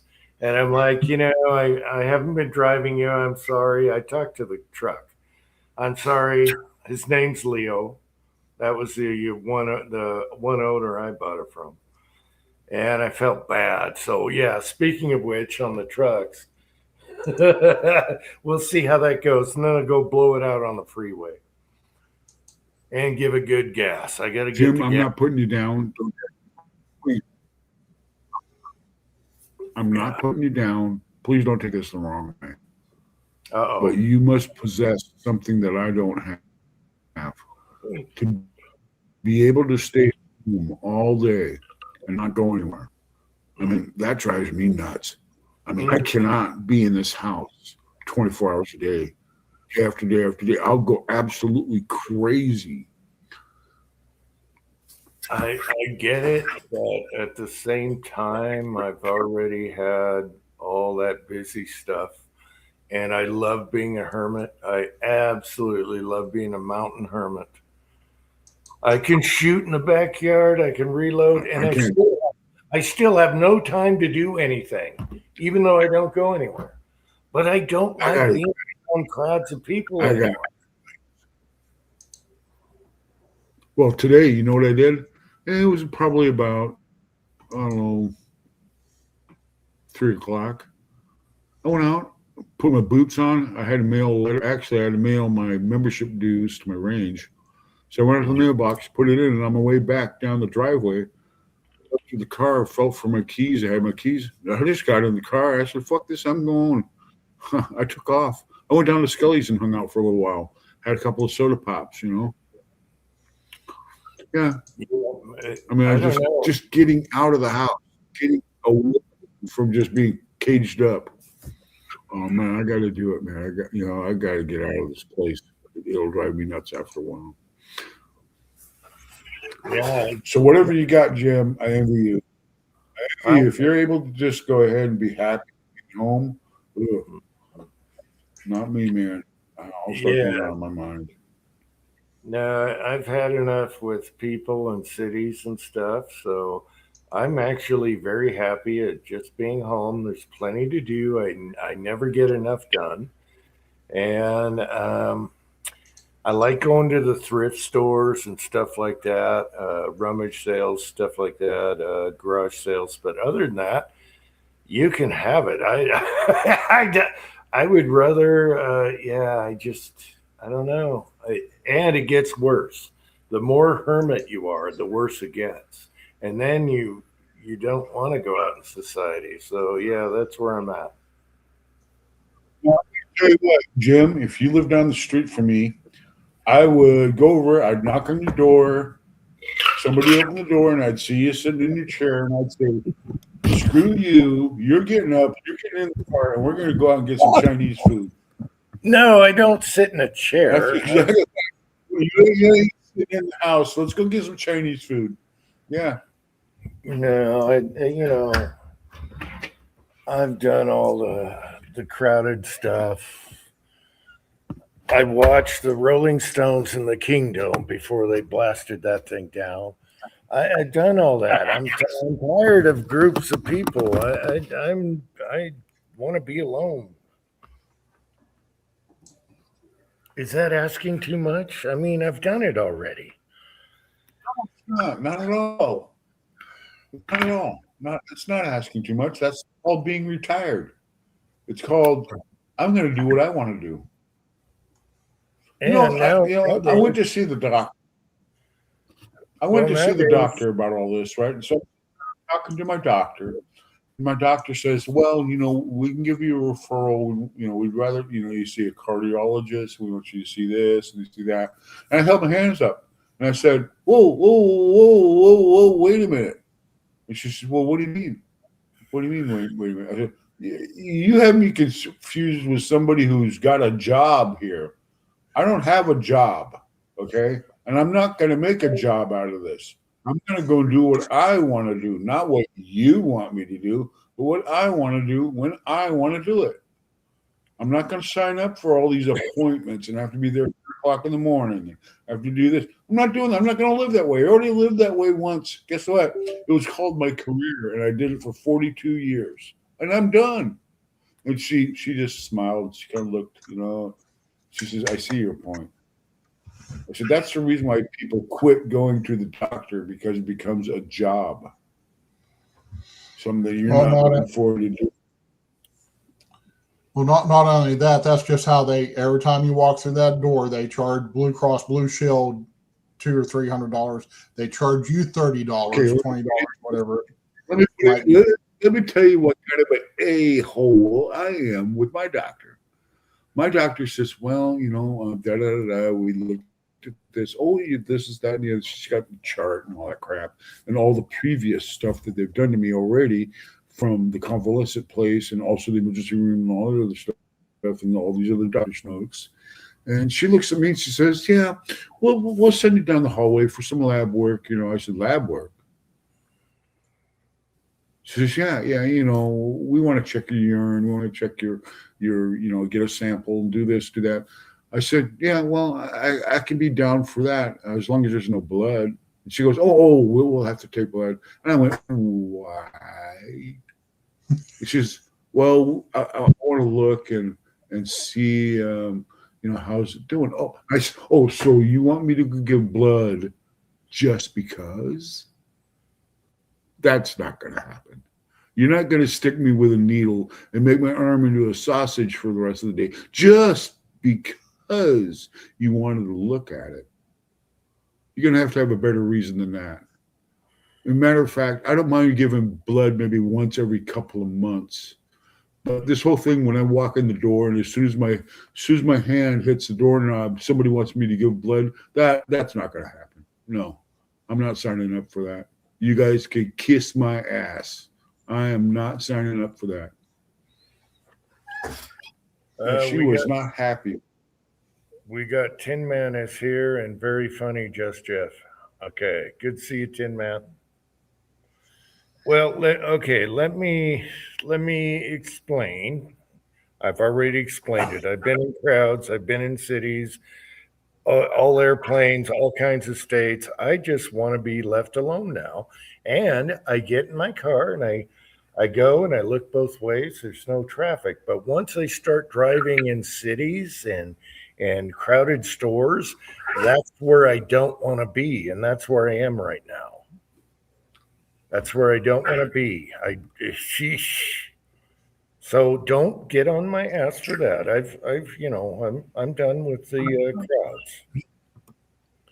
Jim, I told you not to take it the wrong way. I'm just telling you, I envy you. I'm not taking it the wrong way. I understand you should get out and have more fun that way, but I have fun here. That's what I'm trying to say. Anyway. I get Walmart delivery. If I don't feel like going to the store, I have Walmart delivery. I just call them up. Well, actually, I just order online and, within a couple hours, it's sitting out there in front of my door. All bagged up and ready to go. Yeah, I wish I could order Chinese food. That's one thing I miss. That's why I was saying, if you lived down the street from me, you would eat more Chinese food. Yes, you would. We had the best Chinese. Yeah. You're the type of guy that you could sit across the table from and really enjoy the Chinese food. Like golden prawns with the sauce and everything, not that cherry covered, fried rice crap either. I mean, some real fried rice with some real, pork and beef and all the vegetables and all that stuff. Oh, it's delicious. Oh man. I was just Yeah, I was just talking to the son about our old house. I had Chinese food in like 20 minutes. They were close by, delivered it. Yep. My old cat that's buried out in the front yard right now, he loved that Chinese food. He loved every time I opened the Chinese, he was on my ass. And I miss that a lot, but no one's delivering here ever. You know, there's nothing better than opening the refrigerator and you got a box of leftover Chinese food. That is awesome. You can eat it for breakfast, you can eat it for lunch, you can eat it for dinner. The amount they gave us, I could eat it for 3 days. They packed the containers full, and I made sure I got plenty. Yeah. Mongolian beef Yep. was my favorite. House chow mein, house fried rice, has shrimp, everything in it. Chow mein was phenomenal. Uh, Yeah, broccoli, Mongolian beef in that beef sauce. Oh man, it's delicious. Oh, it's a food of the gods. It is. oh my gosh, $50? Oh my gosh, I'd be lucky if I paid 20 delivered and I gave them a tip. Holy crap. Oh yeah, nowadays Chinese is you might as well go to a friggin' steakhouse. Are you kidding? $50? Yeah, there used to be, Chinese food was everywhere. 20 years ago, Chinese food, I could go downtown and I'd have my pick of 5, 6 different places to get Chinese food. And nowadays there's only 2. And one of them sucks. I already tried that place. Yeah, I wouldn't let my cat or dog eat that stuff.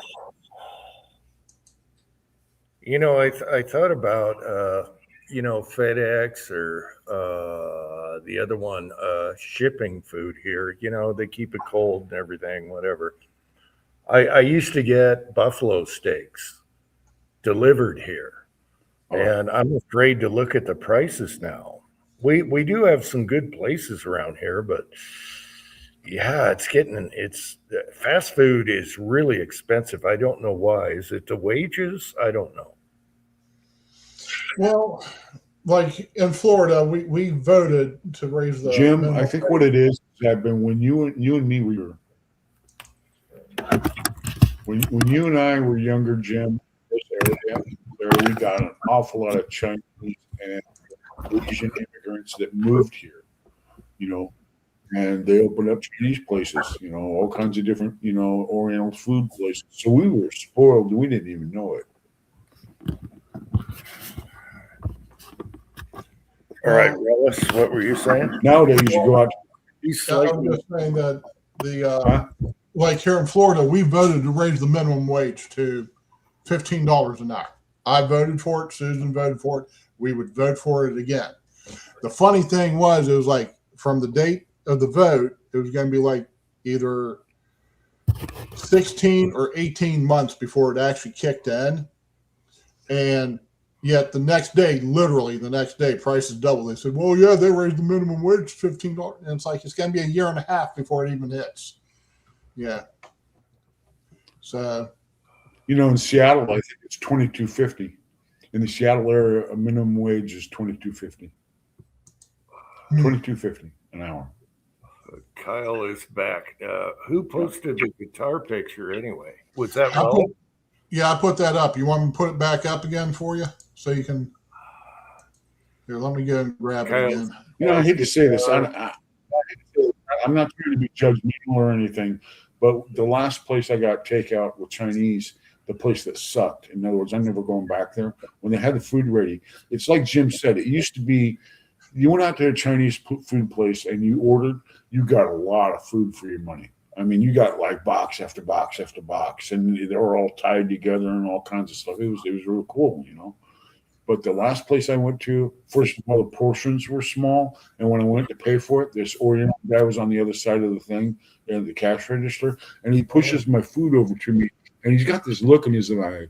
He's like, "There you go, you fat American." Oh yeah, that was the expression on his face. I was like, "Hey man, there you go, you fat American." Oh yeah.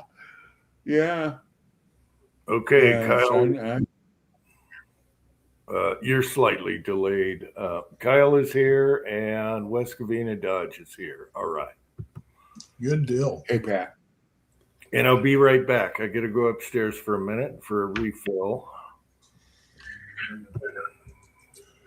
Yeah, the video I'm rendering at the moment I'm going to give to me. there we go. Don't want to I'm going to show up very well, I'm back. and then that's okay. I can work it around. So, and if I do this right, I'll have a picture of one of the latest accusations. One of my latest purchases popping up here in a couple minutes. So give me some time. So now I gotta sit here and juggle and try to. So, yeah, Vanessa, that's kind of funny that there's only 2 Sam's Clubs in all the New England area. They're probably in really awkward places to get to, I bet too.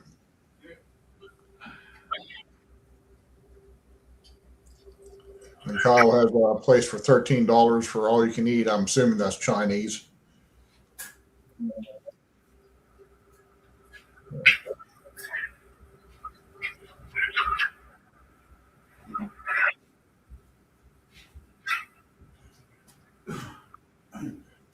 Yeah, that I could do damage to a Chinese buffet, especially at $12.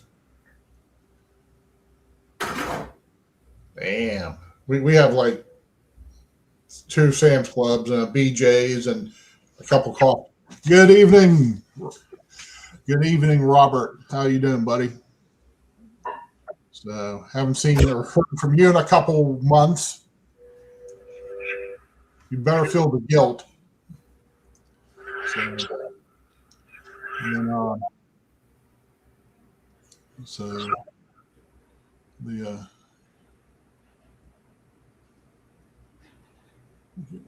Jeff the parrot to feed him one time to give it an apple pie treat. I keep telling them no pets.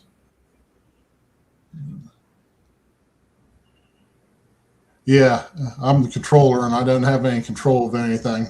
So I just gotta sit here, and this is where I could really use my cousin Robert on here because he has the gift of gab.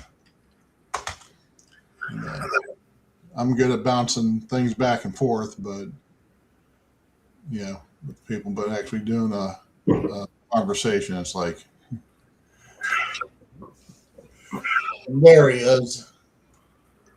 So Robert, my cousin just popped in. If we give him enough guilt, we might be able to convince him to. is that Robert here? That's your. Yeah. All right. Yeah. Hey, Robert, how's it going? Well, let's get back to the hermit thing for a minute. Right. I don't think people realize it, but once you're used to quiet, like just quiet on your property, your yard, and you don't hear anything, it's quiet. And then you go back to the noise, you go to a city, and you're like, I don't know, maybe you get conditioned to quiet, but then it freaks you out because everything is noisy, everything is loud. I don't know. That's another thing, Thorzak. So Well, like you said, and where I live at, it's noisy. I'm not secluded like you, but everybody has about an acre, maybe an acre and a quarter. So, but my neighbor's house is less than maybe 150 feet away from where I'm sitting at right now. yeah. People shoot on their land. People have their cars. At night you hear, probably about 2:00 in the morning when the bars let out, you're gonna hear all these fucking Hellcats just racing up and down the road and stuff. Yeah. And Yeah. but that's fine. But as far as the hermit stuff goes, like you said, Susan and I, if we don't have to leave the house anymore, we just don't. Yeah. Yeah. So say you hear a chainsaw down below, no big deal. You hear someone shooting, America. But when you start getting back into that grind with all the noise and traffic and people in your way when you're trying to get a box of cereal, it actually, you're like reversed engineered. It messes with you. I don't know how to describe it. No, That's my problem now. I know exactly what you mean there. Patriot Paul is here. So yeah, unless you know quiet, you don't realize the noise. And when you're in the noise, I never really thought about it. We used to have airplanes go over and stuff at the old house. And you never realize until you have the quiet, and then it messes with you. Scotsman just popped in too. Patriot Paul is here. Scotsman is here.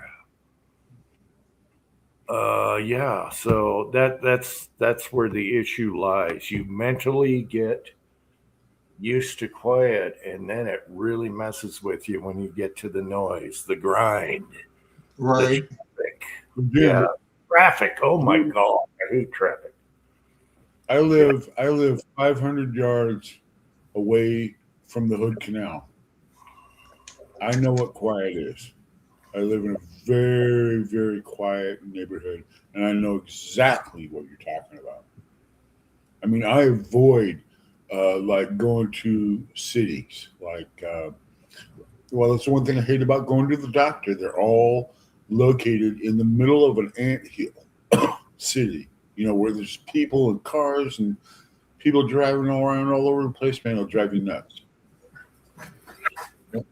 I dread having to go to the doctor for that reason. All the traffic and noise and people cutting you on, people getting in your way, whatever.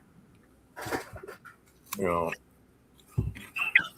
but you will understand once you get conditioned to quiet the noise. It must be how do you describe it anyway? Every day I get more hermit than ever. Yeah, so I don't know. And that's why I got old gas in the truck right now. Old gas in the truck, bad. Yeah. Stable isn't all that expensive, and it comes in convenient bottles.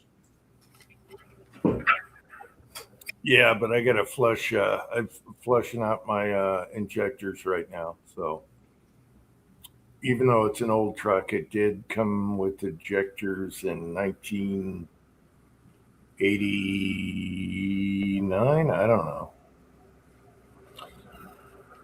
Oh. Then I found out that same engine is what they use for 429 muscle cars. That same block, same bore. It's a huge bore. Obviously mine is tamed down to nothing, but it's for towing, where it doesn't have to work. It's just got a big bore, but you can throw some heads on it, change the compression, change the cam, and all of a sudden you got a freaking muscle car engine, but that's not what we're doing. Let's see. Hobbies is. Wait a minute. What's going on here? We got Optic Love. New to the stream. Love you. Love you all's looks. All right. Thank you. Well, thank you, Optics. That's one hell of an eye you got there. Pink eye.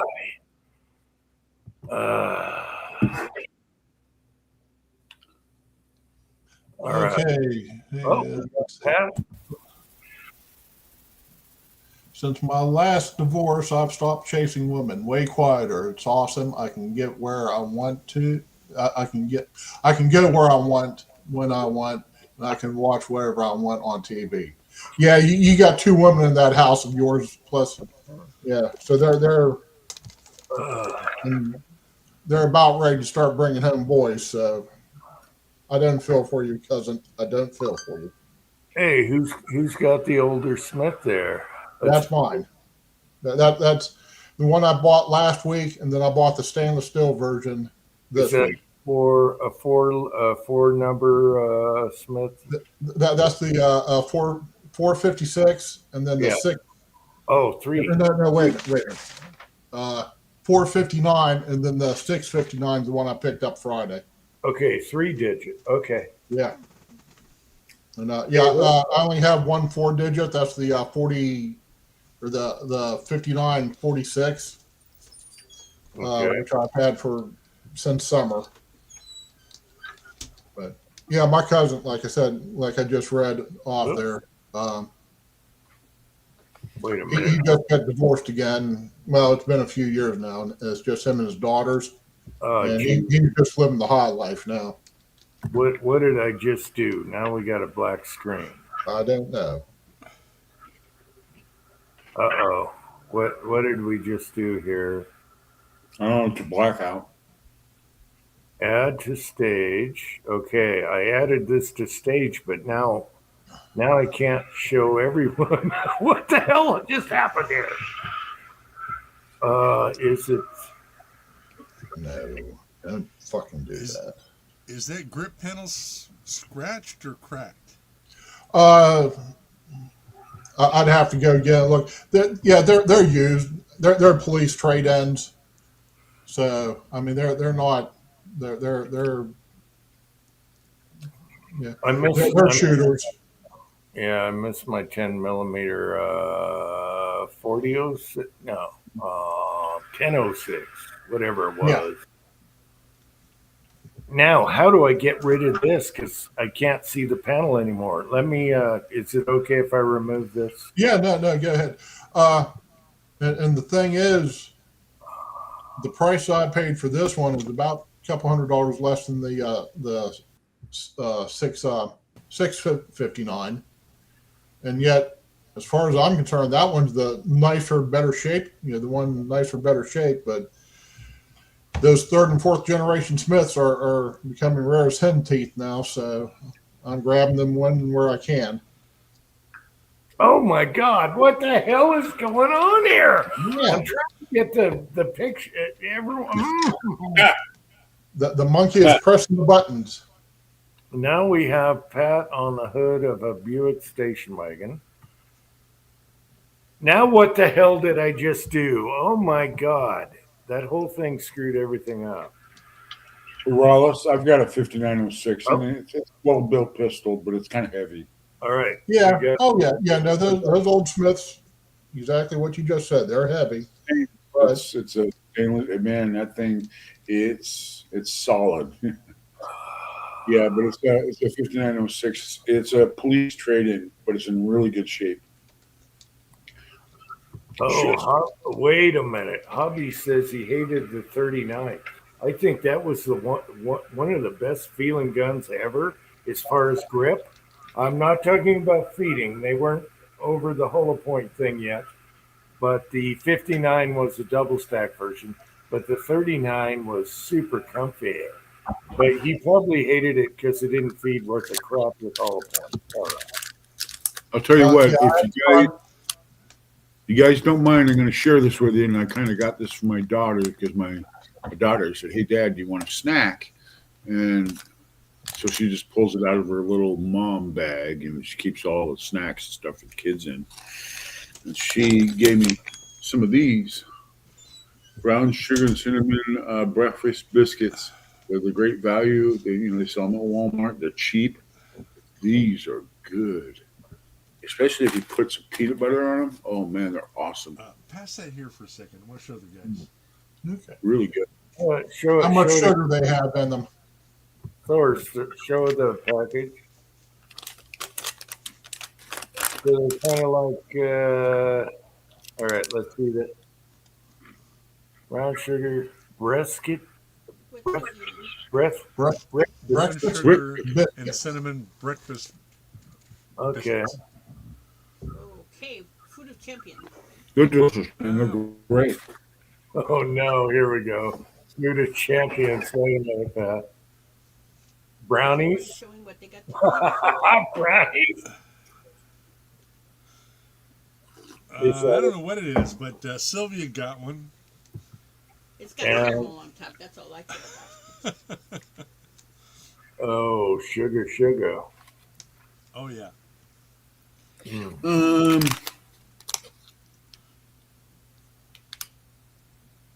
Mm.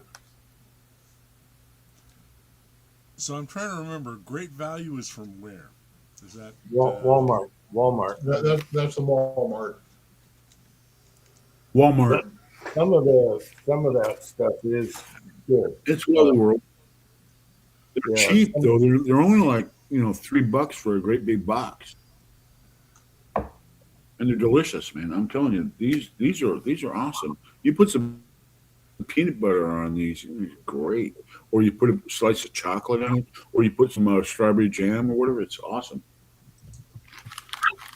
Oh, Vanessa Kitty's making blueberry muffins. Hell yeah. Way to go, Vanessa. Hell yeah. Blueberries are good for you, too. Yeah.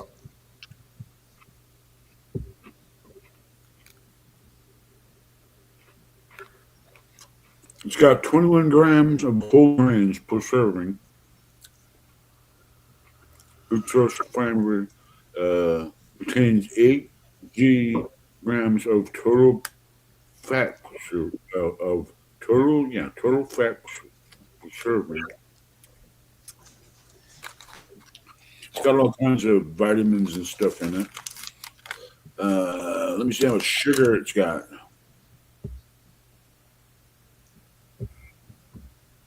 Probably a ton. There you go. Okay, I'm going to be right back. I'm going to go hit the head.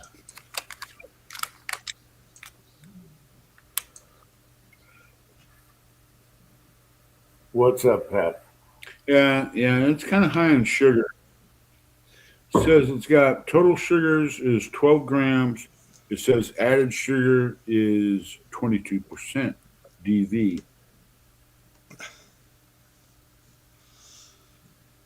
But you know what? You probably have more sugar in your coffee.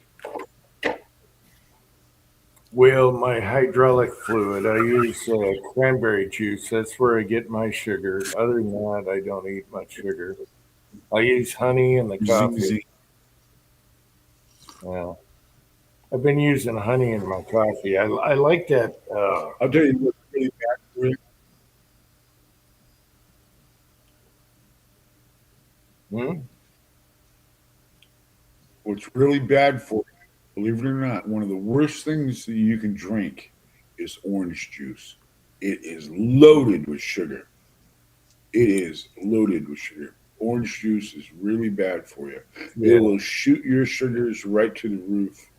Yeah. Well, And then you get a sugar high. That's where that's where the energy buzz comes from.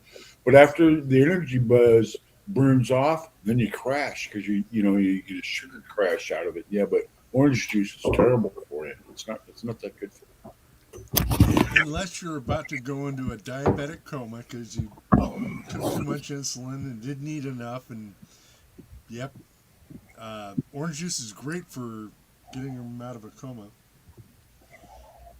Pepsi. Yeah, it's loaded with sugar. Orange juice is terrible. You're better off having tomato juice or like V juice or even carrot juice. Carrot juice is lower in sugar. It's really good for you.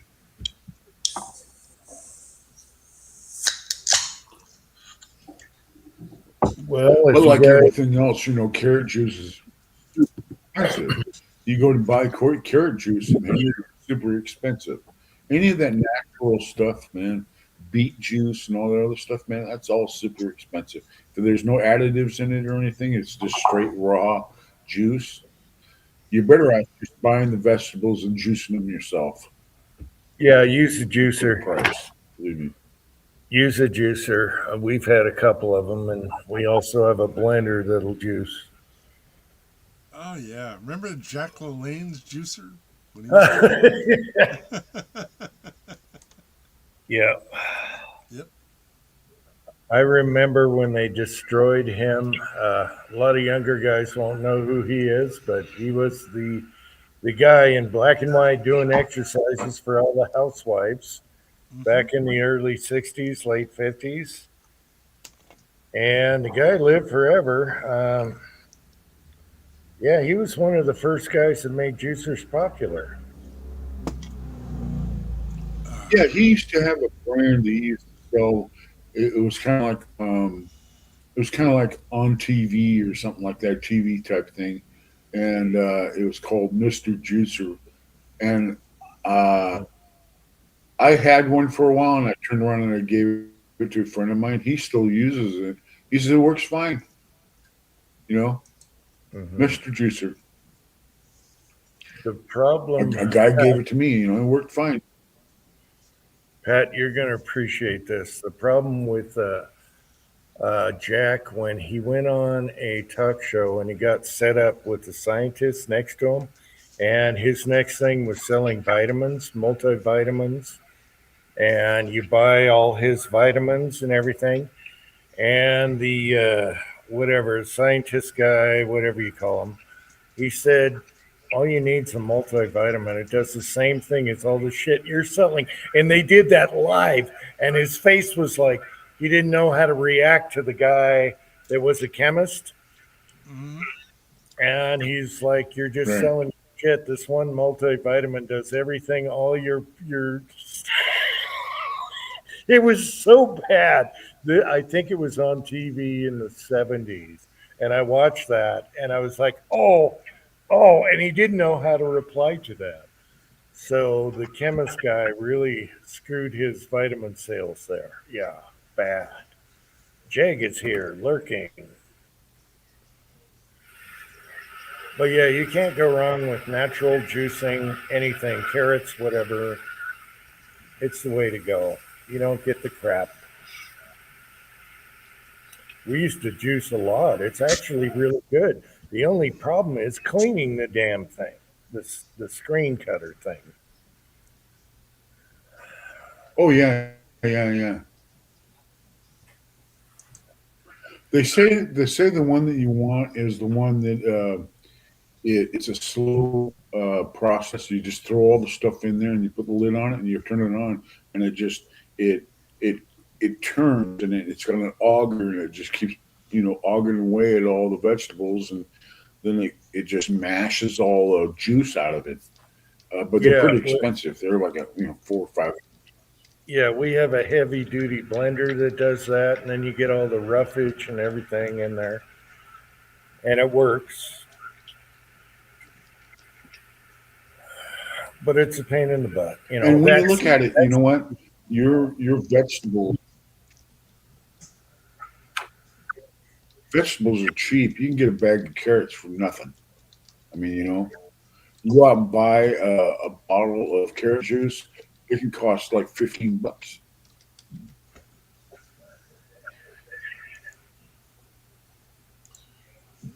yeah, carrot juice is really good for you, and it's really easy whether you use the blender or Yeah. juicer. Yeah, and it's good for making soup stock and everything. What's the car in your Yeah. background? That is a Buick station wagon that was state of the art. Yeah, but you Amana, could. Hmm? I was going to say Amana RL. I meant to send that to my friend. I'm not sure what they are speaking about.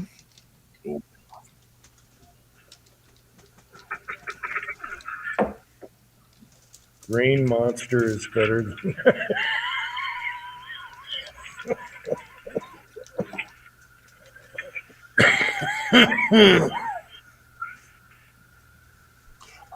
I do drink not as much as I used to, but I do drink the orange monster. That's about the only. The watermelon's okay once in a while, but my doctor says that's just as toxic as high fructose corn syrup because of just all the chemicals it's made out of, all the toxic chemicals. 'Cause everything's made out of chemicals, obviously. But So anyway, yeah, give these a try. They're really good. Don't sit down and eat the whole box, but yeah, for a quick snack or maybe put some peanut butter on it or a little slice of chocolate or something, and then have that with some coffee. It's really good. Well, all the toxic shit they fed me. Man, we Go ahead. when we were kids, the breakfast cereals and stuff. Oh my god, talk about toxic. Holy crap.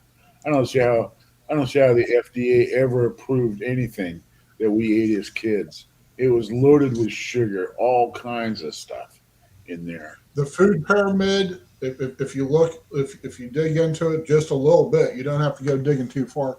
All that stuff on the food pyramid, all the different food companies paid to have their stuff added to it. That was the most corrupt. Well, not the most corrupt, but it was one of the most corrupt.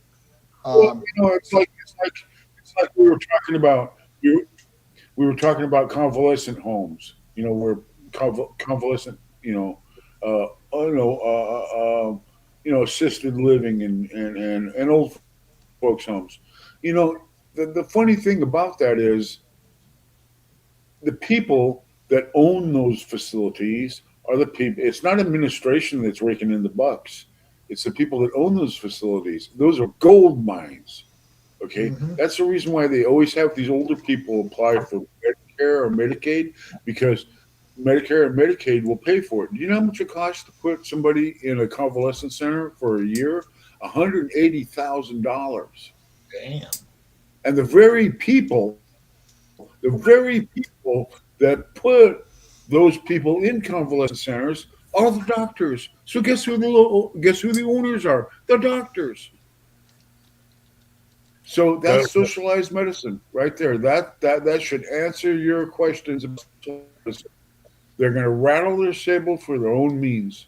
They're going to make bucks off that. It's not the administration in those facilities that is making the money. It's the owners. They are just raking it in. They're getting naked and they're dumping it all out over the floor in the bedroom and running around, and then they roll around in it until it sticks to their sweaty body, throwing it up in the air and laughing because they're making all this money off of somebody's misery. And the government's paying for it. But That's what what I kind was of disgusting freaking people that live in this world that call themselves healthcare specialists. what I was trying to say earlier was we were fed all kinds of poisons all our lives from the 60s. They had pesticides, everything. And don't worry about it, people. Just try and eat good. But I'm still here. And I'm a smoker and drink like a fish. So there's that. It's in your genes. Part of it, yeah, but yeah. So try and eat healthy. But the crap they fed us in the 60s, they used full pesticides, and we're still here. So don't try and, oh, the world's going to end. No, just try and eat good. Peel your carrots. Make sure you get the crap off the outside. Are they like Leering centers? Yeah. But today's food is, I don't know if it's any safer than the old food, but I don't know. We'll see. I think Kennedy was supposed to stop all that in the last couple of years. We're supposed to have less crap in our food. I don't know. He's supposedly pushing stuff through. So I mean, it's not going to be an instant process. And as soon as he's gone, they'll What was there? There was a hamburger chain. I want to say there was a popular hamburger chain that back in the 1970s, the kangaroo meat was one thing, but this place actually had plastic. It had plastic in their hamburger. That got the lid got blown open on that back in the 80s. All right, tried just chefs drinks the water out of a hose. Do not drink the city water. It turns the frogs. Do not drink your city Jack in the water. Box Ruber. Don't. Yeah, West Virginia, he just put up a message saying that there's 35 Armenian hospices in about a half a square mile over here. And I asked if We have 35 more Armenian hospices than we have post offices. I just, it's a scam. And I don't think people there are die. I just billing. It's a scam, and everybody's brother-in-law decided, hey, I can get in on this too.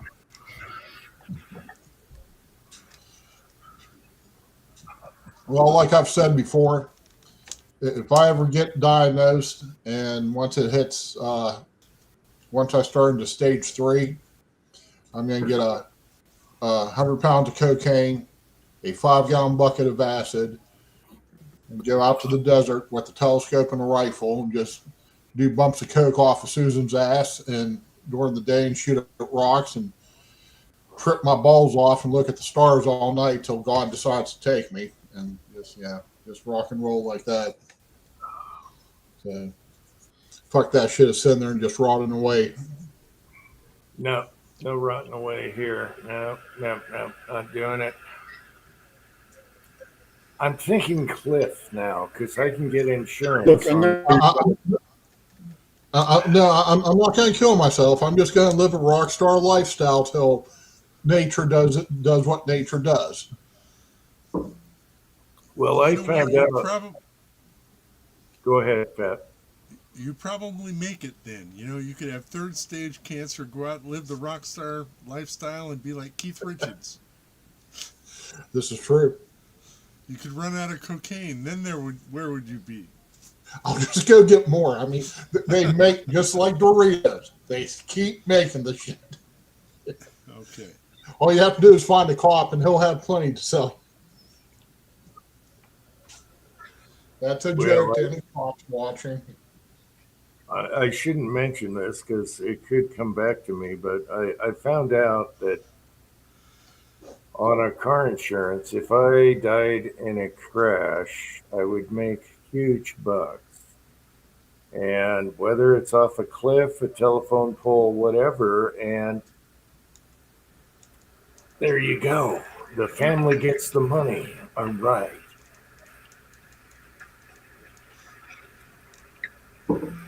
I shouldn't have mentioned that. Well, I'm going to tell you something. If you have a couple that is in their 80s, okay, or they're in their high 70s, and he or she,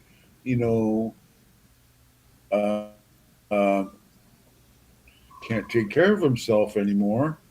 I mean, that's what these convalescent places are for, because I don't expect anybody in their upper 70s or 80s to be wiping asses and trying to give their spouse a shower. I mean, there's only so much quality an older person could do for someone who's in that position. So they do have their place. I'm not discrediting. Well, I'm not discrediting the whole system. I'm just saying that the very people that are profiting. Okay, that's the whole thing. It's profiteering. I've got an 8-year degree in medical. Okay, and what I'm going to do is I'm going to recommend you to go to this facility that I'm part owner of, and they're going to talk you into try to get the government to pay for all this stuff, and I'm going to live like a king. I'm going to Barbados. I'm going to go buy a house in Italy. That sort of thing. That's exactly what it is. That is exactly what it is. I have to ask Pat. It's a shame. It really is. It's a shame. All right, I got to ask Pat a question. Is that James Bond's car as a station wagon? Pat's already laughed about it. Is that an Austin Martin station That's wagon? that's a 1965 Aston Martin shooting brake. I I've knew it. seen one in I knew person. it. Wait a minute. What Yeah. do they call it though? A It's a DB5 shooting brake. shooting brake. I knew it was an Austin Martin James Bond front end, but on a wagon? Yes. Where did you find that? How many did they make? Very many, or is it a prototype? No. They made 3 or 4 a year. So Uh, if you're a really hoity-toity, English aristocrat, you got one of these to carry your shotgun out for pheasant hunting. oh my gosh! I knew it was an Austin Martin front end, but never saw the rear end like that. Wow! I had to one up you. Yeah, you It did. looks like Austin Martin made an attempt to make a. It's an Austin Martin attempt to make a hearse for midgets. You gotta love it though. You gotta love wagons. They're so handy. But an Austin Martin, is the wheelbase the same or is it longer? No, it's the same. Wow. Wow. Okay, they handmade all the bodies anyway, so they just had I used to the old work British guy with a hammer guy one that out. had a whole garage.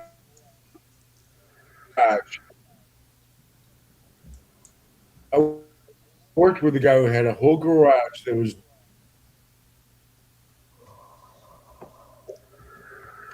You're breaking Anyway, up. he was Troy.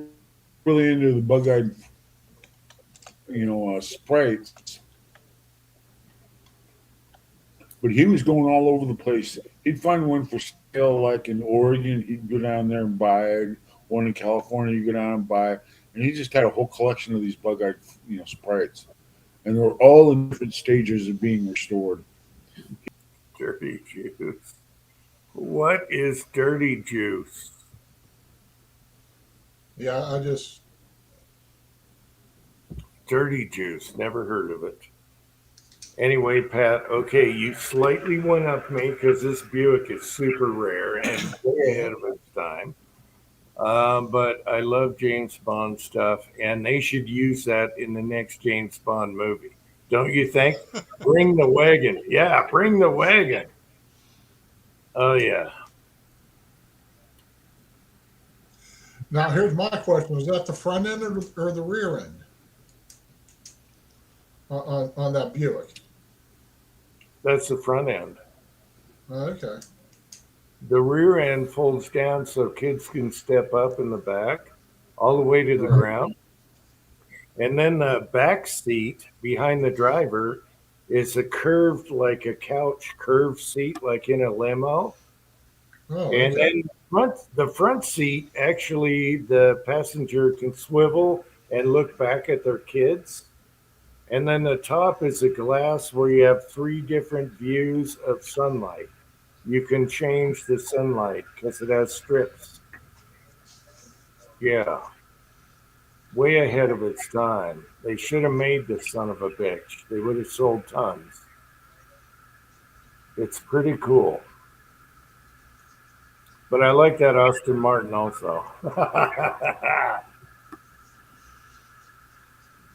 Now, James Bond would have to have the whole top come off, and then he can get rid of 4 guys. With the ejection seats, he could get rid of 4 guys. They got to do it in a movie. Use that thing, for God's sakes. Ah.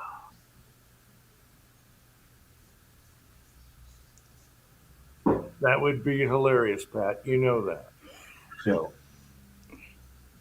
that needs to go in a movie. English cars, man. Oh, English I'm just cars. thinking That's all I have to say of all about the that, man. nightmares. English cars. My buddy had a DB5, Oh yeah. and it was. I used to hang out with this Yes. dude.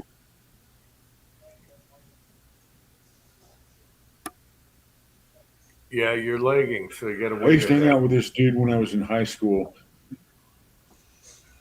His name was Bruce Craze, and Bruce had a Morris Minor, and we used to go out in that thing. And yeah, It was kind of a cool little car, but man, I'll tell you what, problems trying to find parts for a Morris Minor. Oh man, but it fit Well, Bruce's kind of personality. I knew Bruce. Bruce was pretty cool. the thing about him is there's no parts for him because you're not supposed to replace parts. You're supposed to fix them. So, with all the British cars I did, you could buy starter brushes. You couldn't buy a starter. You could buy, the generator brushes. You could buy, the seals and O-rings, but you couldn't buy parts. Well, problem with English cars is you fix the front, you got to go around to the back. They always leak oil, and then you have the electrical system. Oh yeah. Yeah, the electrical. A nightmare. You're Well, never finished. That's just though. like they say I could, they say Yeah. to never buy a Rolls Royce because everything on that thing is hydraulic. It's a big rolling hydraulic pump. That's all it is. um, we could tell 3031, that's not a bad number to have. why do the British drink warm beer? Well, you get more flavor. Because Lucas makes refrigerators.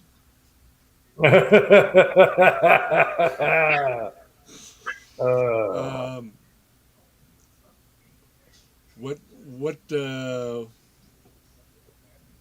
the markings on a Lucas headlight switch? On, off, and flicker. yeah, Yeah. I will tell you though, I had a Triumph Spitfire and I loved that thing. It was a go kart, and I love how the hood came all the way up, so you can work on stuff. Yeah. And the doors, you can Yeah. actually almost reach and touch the floor, the ground out the door. And I love the split shift in third and fourth for corners. I love the Spitfire. However, you got to walk around English cars, oil leaks, there. You're never done. Yeah, but I do like the Triumph Spitfire. It was a cheapo little sports car. Today I would buy a Miata, you know, uh, and call it good because you don't have all those problems. If Well, if something like that.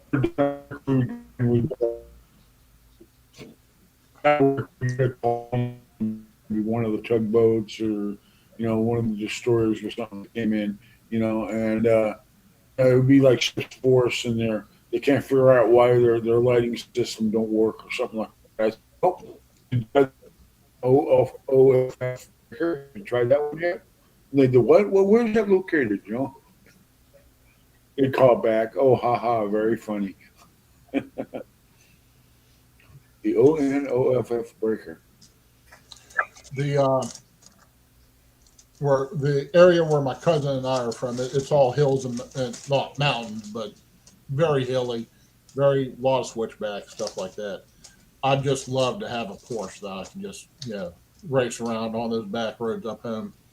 And they'd probably have to cut me off a tree down in a holler, but it'd be fun. Oh yeah.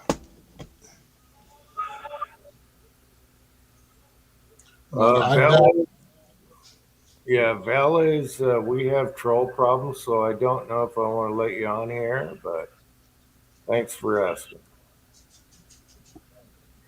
We don't need any groin shots tonight. Well, it depends on the groin. Indeed. Oh well, if it's got a bush, yeah, that's different. But yeah. Well, the last one had a bush too, is what was coming out of the damn Well, bush. I'm talking about the V, the V. I'm talking about the V. I had a funny talk with the wife last night about, let's not go there. Redheads and bushes and yeah. Anyway, she doesn't claim to be a redhead, but her grandfather was bright red hair, Viking, all that stuff. And I was like, hey, and if you haven't looked, you're red down there. If what? Anyway, I shouldn't have brought that up. Is the red my mustache. That's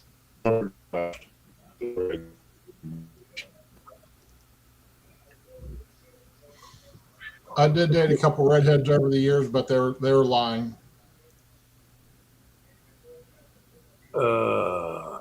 redheads, man. Stay away from them. Stay away from redheads. Believe me, they're crazy. Well, Well- fortunately, I'm happily married now, and I've been so for the last 20 whatever years, 22, 23 years. Yeah, I like crazy girls until they become but I don't let them live with me. I don't move in with them.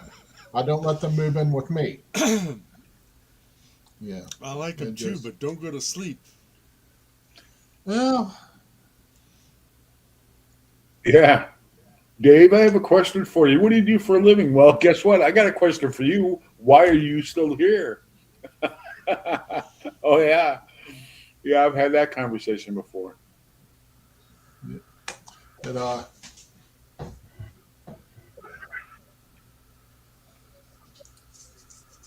I don't know. It sounds like Mr. 3031 might just fall in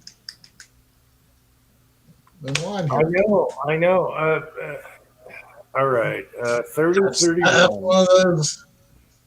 See, we got another guy that I've never seen before, and our problem here on live chats is we get trolls, and then they start showing crotch shots, and that's where I'm a little hesitant to bring people on here that I don't know.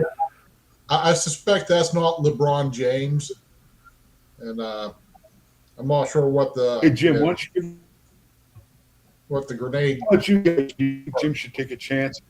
Just have your finger on the button, Jim. Just put your finger on the button. Let this guy kind of come in, and if he's gonna do something, just hit the button, man. We're all adults here. See, look, he's even saying, no need to invite me. Go ahead, invite Valdez, and let's see what happens. All right, Valdez, come on, click the linky, and I'll have my finger on the button at all times. Oh my gosh, I don't need this right now. Where is my? There we go. Here's the link. You haven't been banned in 2 or 3 months. Usually, I let people vote yay or nay, like the Romans, yay or nay. All right. Or is it- Yeah, Vanessa, I don't trust that LeBron James one, but maybe this other gentleman, or I might be a girl. I don't know. Velazed. How do you pronounce that? Velazed 3031. All right, I'll give you a shot, Velazed. But my finger is on the button. Here we go. You guys ready? We've seen this before a million times. We've seen the worst of the worst. So if you're going to bring it, you better bring it because we've seen the worst of the worst, and we're talking bad. All right, I don't see your picture though. You're just an avatar. Put yourself on camera. If you want to come on here, you got to be on camera. Let's do this. Now I need a smoke. Or should I wait till after? Wait till after. All right. We still not Yeah, posting. wait until I. He came on as a logo, but no picture. You're bombing. No, he came on. Now he's Yeah, gone. you're bombing. Valdez, you're bombing. If you're only going to show your avatar, that's not good. That's not a good way to get a backstage pass here. If we're gonna do it, we're gonna do it. Looks like Vanessa called it right. Close your eyes, everyone. Yes, we've been there. It's not our first puppet show. We've seen the worst possible, Pat knows. And No, I missed it. Thank God I missed it. that was from Australia, and that was the nastiest shit I've ever seen in my life. So Well, which one was that? it was a guy from Australia. He's on the front porch, and he's like, "Hey, how's it going?" And he looked fine. And then all of a sudden, it went to the bed, and you had I don't even want to describe it. There were toys involved. It was bad. LeBron is saying $5. LeBron sucks. Fuck LeBron. All right? LeBron sucks. Bring back old basketball. Screw LeBron. No defense. Everyone just runs down and throws the basket. Screw LeBron. Wilt Chamberlain. Give me Lambeer in LeBron's face. He'll knock his ass down and knock him out. There you go. Yeah, bring me the late 80s basketball. Late 80s, early 90s. That's where they had defense and they all passed the ball. And, you had Boston, you had Detroit, you had that was before Chicago. Yeah, that was basketball back then. Now it's just run down, throw it, run down.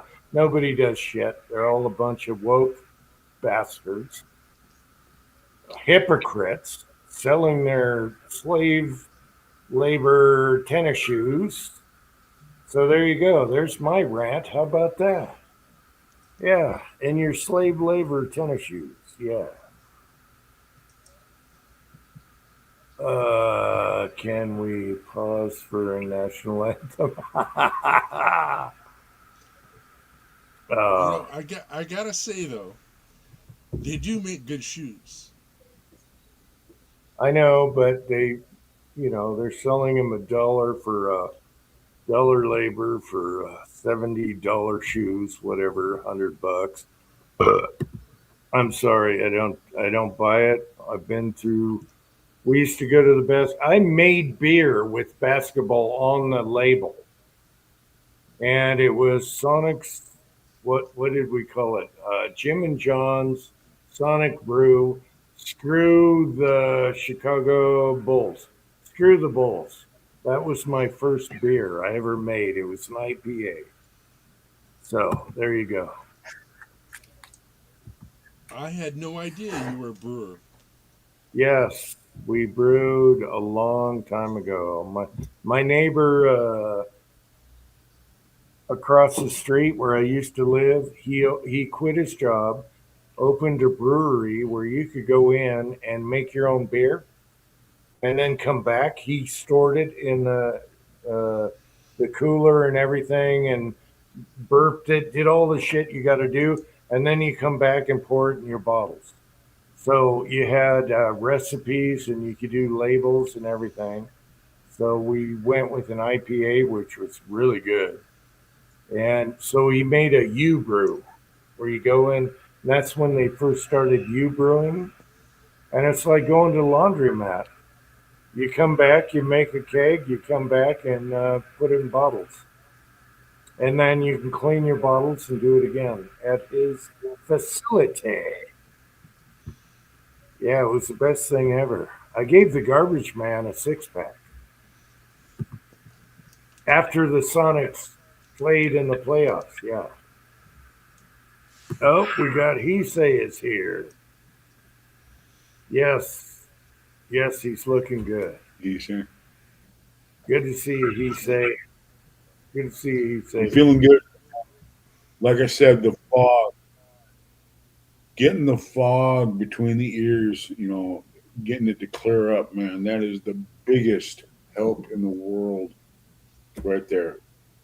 Just not being able to concentrate and to think it's devastating. It really is, man. Especially when you're sitting there and people are asking you questions. You know, you be rude after a while. I say, what's the point of me answering questions if you don't have an answer to my answer to your question? You know, I'm not playing this no more. There is no more 20 questions with me. Just go fuck off, you know.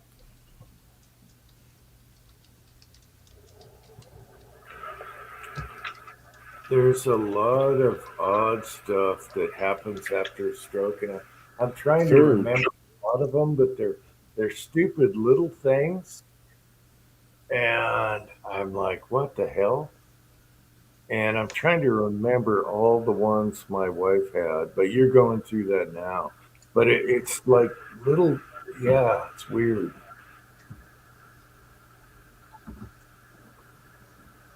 But you'll get over it. Your brain rejuvenates itself. Dude, man, I'm telling you what. Um, yeah, it's a chore. It really Mhm. is. It You'll man, I'm heal up. telling you, you know, You'll heal when up with somebody's sitting there talking to you, and you know they're normal. There's nothing wrong with them, and you know they're talking to you, and you're trying to explain to them what it's like. It's really hard because they're just.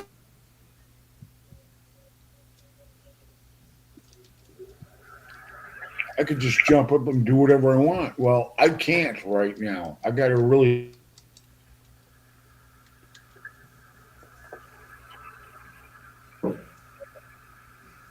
So it's nice. It's nice getting my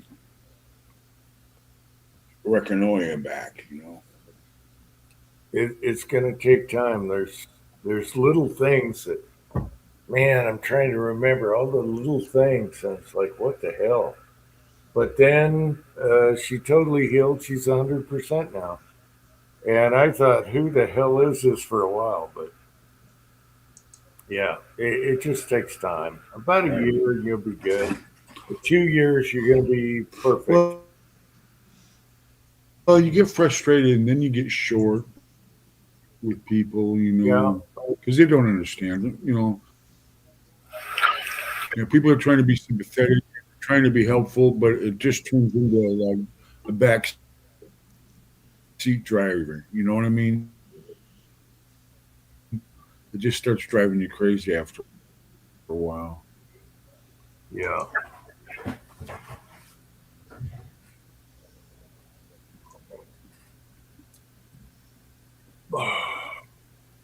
I know.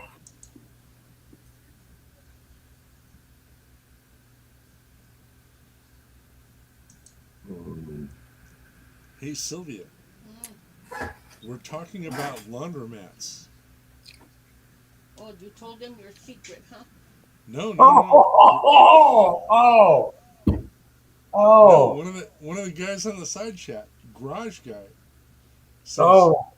he goes to the laundromat to pick up women. I replied to him, You go there to get picked up. yeah, you go to the laundromat to get picked up.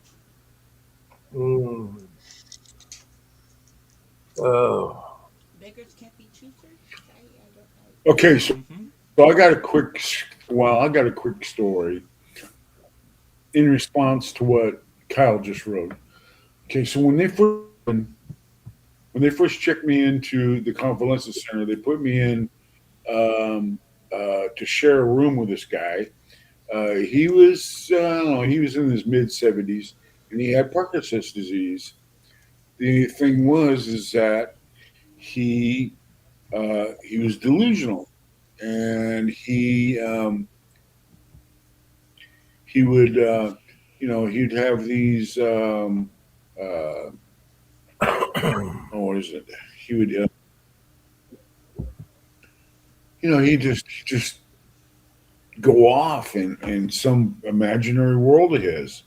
And anyway, so I introduced myself to the guy, and his daughter was there, and I said hello to her and all this other stuff. And blah blah blah. And I'm in the bed, right right over from this guy with the curtain between us, and starts yelling in the middle of the night, Darcy, Darcy, Darcy, and that's his daughter's name, you know. And so I'm waking up, going, "What the hell's going on?" Well, he would hear any female voice out in the hallway, and he thought it was Darcy, his daughter. And they'd have to come in there, and they'd have to tell him, hey, Darcy's not here, blah blah blah. You need to quiet down, all this other stuff. And like I said, he was hallucinating, and like, I mean, the staff would tell her, you got your roommate over here, you're waking him up, and he said, "Oh no, he's not there. He left 5 minutes ago." And then they said, "No, he's right over here." "Oh no, he went downstairs." That was the big thing. I went downstairs. Okay, so then he told the staff that I had a secret room downstairs, that I had this thing going with some of the female staff members, and I was taking them down there to our little love getaways, right? And then he caught me red-handed, down there. I mean, I'm going, what the hell is going on? What, I heard some wild fantasies, but man, holy crap! And then, okay, they moved me out of this room because I insisted on it after this. He turned around and he says, "Yeah, we don't need some bitch like that." He says, "If I ever catch him talking to Darcy, I'm going to kill him." "Oh, so you're going to kill your roommate? Okay, yeah. I think I need to talk to somebody about this, because I don't feel really good about staying in this room anymore with a delusional person that has these fantasies, and he's saying he hates me and he wants to kill me and whatever, So anyway, this lady came in, the next day, and she says, "I don't really know what's going on between you two guys." I said, "Wait a minute. I don't have to hold no olive branch here. I have no beef with this guy. This guy is delusional, and he's having these hallucinations, and I don't feel safe about being in this room." So you know what they did? They sent me all the way down to the other side of the facility, right? They gave me my own private room after that. And that same lady came in and kissed my ass after that. She was so afraid that I was going to go and talk to somebody like a lawyer and make a big case out of it. Hey, I feel threatened in here. I'm scared. I mean, who's to say this guy doesn't take his butter knife off of his tray at lunchtime, and I wake up with it, stabbed in my chest in the middle of the night because he thought I was talking to Darcy, going to take her downstairs to my secret room, Yeah, man. Like I said, that place was hell, dude. I never want to go back to that place ever again.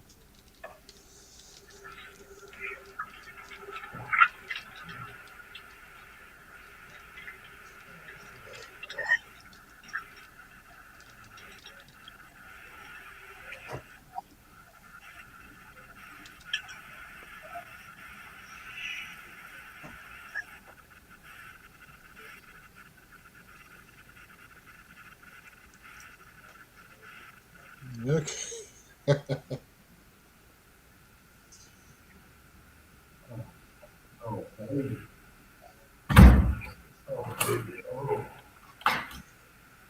What the hell's Jim doing? Oh, I just peed in the backyard. It felt so good. It felt so good to pee in the backyard like an American. Oh. All right, where are we at here? In the backyard also, but my bathrooms are a lot closer than the back door. All right, we got Tread. Tread is here. Hey, Tread. EC is still here. Vanessa Kitty. I'm trying to quote y'all, but I was peeing. I was going to pee in the snow and show you, but I didn't want to unplug.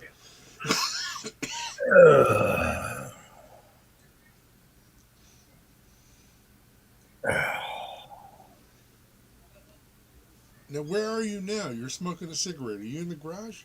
Yep, right by the chainsaws here. You can't see them because they got the background. Anyway, Vanessa, I'm going to tell you what. You have to raise your hands up sooner or later and say, okay, no more, no more. And then just That's walk away. what I- Just don't go to the appointments anymore. Don't go to the appointments and just don't go to the doctor anymore. And you'd be surprising how much stress in your life is gone after that. You'll feel a lot better as soon as you quit seeing the doctor. You'll feel so much better. You'll feel like $1,000,000 once you stop seeing the doctor. well, they like to add to this, add to that, keep you coming back. Well, they got a Rolodex of their buddies that they play golf with and say, hey, you know what? I cut this guy. And next thing you know, you're being referred to his buddy. And then his buddy gets on the money making trail. And that's all it is. Like, why do you want to take my blood? Well, we just. Whoa, wait a minute. What are you talking about? You're going to stick me with a needle just to draw my blood? Just because? No, that's not happening. I'm sorry. We're not jumping through that hoop. Good to see you, Tread. Yeah, I got these purple marks going all the way down my leg, and supposedly, I forget what it's called, but it goes to your heart and kills you. But I went through that with my foot, and I didn't die, so I'm sticking the way I am. But yeah, I got purple going past my knee now. We'll see what happens. I forget what it's called. It's something that gets into your bloodstream and kills you later. We'll write it out like usual.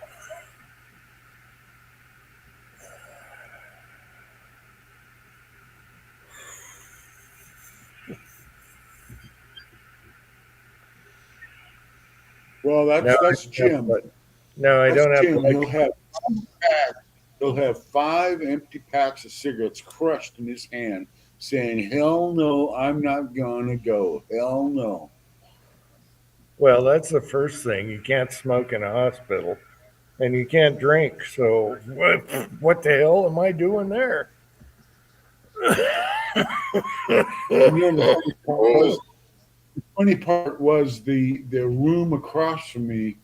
I heard the CNAs talking, and one of the gals, she told me, she said they found a bunch of those little shot, things they give you on the, on the airplane, for a drink, They found a whole bunch of those in a bag in the garbage. So whoever the family was of that person, they brought all that in for him, Yeah, that's what I told my son. If I ever had to go in, like whatever, ambulance, whatever, bring me booze, bring me cigarettes, and get me out of there before, pull the plug. Pull the plug. I told him, if you have to hijack a wheelchair, get me the hell out of there. Let me die on my own land, okay? And he knows the drill. He knows the drill. For one, don't send me I told there this in the first place. But if they send you, he's gonna kidnap my ass and get me out of there. He knows the rules. Yeah, they can't detain you. If a family member comes up and says, we're going, and they grab your shit and you walk out the door, there's nothing they can do to stop you. You don't have to stay there. You don't have to do anything that they say, really. Well, anyway, once the CNAs told me that, it says, well, it's funny. I didn't see it underneath the sign there that says Northwoods, BYOB. I think we have a Tin Man sighting. Oh my God, he's gonna hit golf balls in his garage. Oh, looks like- my God. What's up? This is hilarious. Let me blow you up. You're on a TikTok camera. You're sideways, but whatever. Well, that way you can get a better view. TikToker. He's got to do the Caddyshack thing, Cinderella story, you know.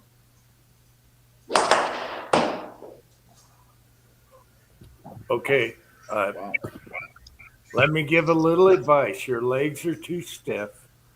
And what iron do you have? Your stance is This is the 9 iron. I'm not taking full swings. all right. Close your stance a little bit. All right, and there you go. Swing freely, because you only got a 9 iron. Didn't that feel much better? Yeah, I'm swinging a little bit harder now. Like I said, I don't have a net, so these are bouncing back, and they might hit me right in the face one of these times. Yeah, at first you had a wide stance for like a driver of fairway would. Now you're better. It's back in your stance a little bit. There you go. Is that just a wiffle ball? Is that just a wiffle ball? Is that what that is? Yeah, that's long balls. Okay. I wish I could see your grip a little. Okay. Hey, your backswing at the top. Hey, that wasn't bad. Your backswing at the top. Hey, for the amount of time you've been doing this, that is pretty damn good. Just make sure, you know, yeah, the shorter the iron, the closer your stance. You're not bad. Okay. And you're not lifting your leg, which is great. Your back leg. There you go. A lot of people lift their leg because they have no flexibility. So that's good. That's actually very promising there, Tin Man. If I can just keep the ball straight, I'd be happy.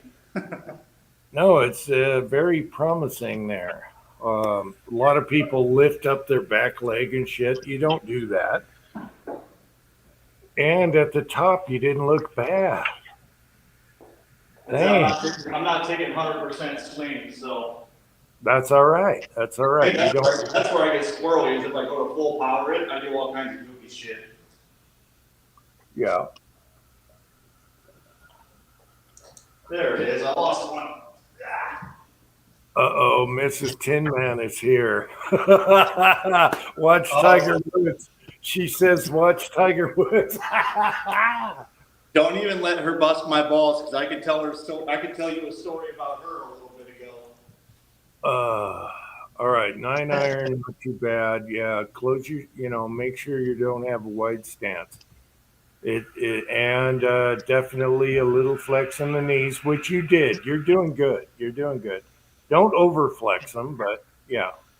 This is 4 iron, so this is. It's all fluid. Wait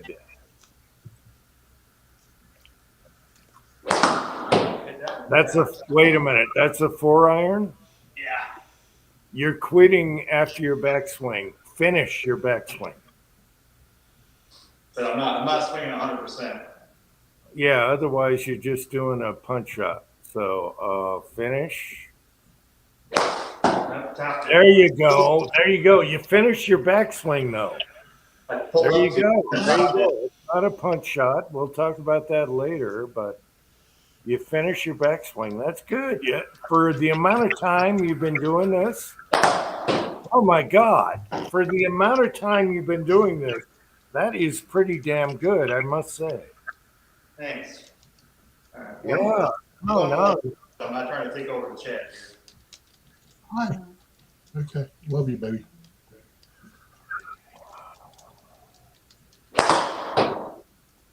Okay, make sure to finish your swing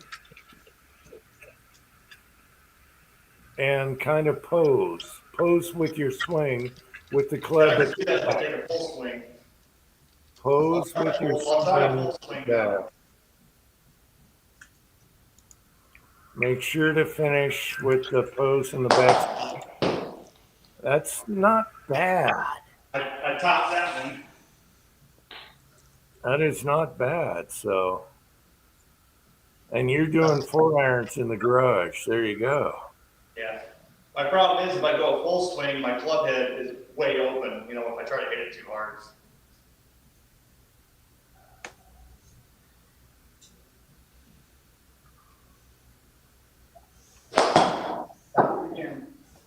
Okay, you got a little hitch when you did the backswing. You moved your leg a little. Just keep solid. All right. And of course, the 4-iron's going to be more towards your front foot. Yep. All right. Because you got to sit in the air. Yeah.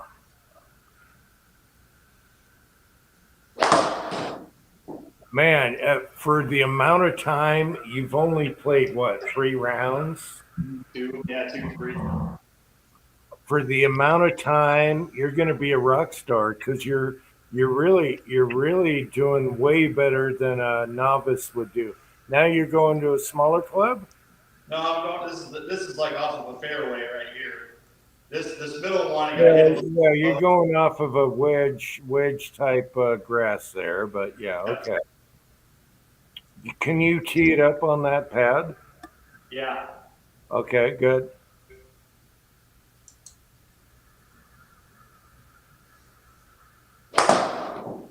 That looked pretty good. Your body was a little bit off, but that looked actually pretty damn good. Your upper body was a little swaying around, but that looked good.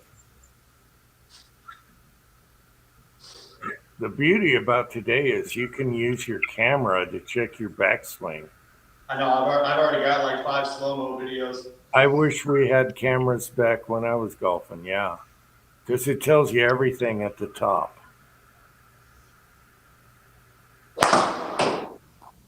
All right, now normally when you walk, are your feet straight or are they outward? No. Pretty straight. Pretty straight.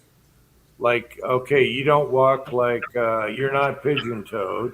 Do you walk the other way where you're open-toed like that? No. All right, so you're pretty straight. Okay, keep your feet more straight then. All right. Not too bad there. Okay.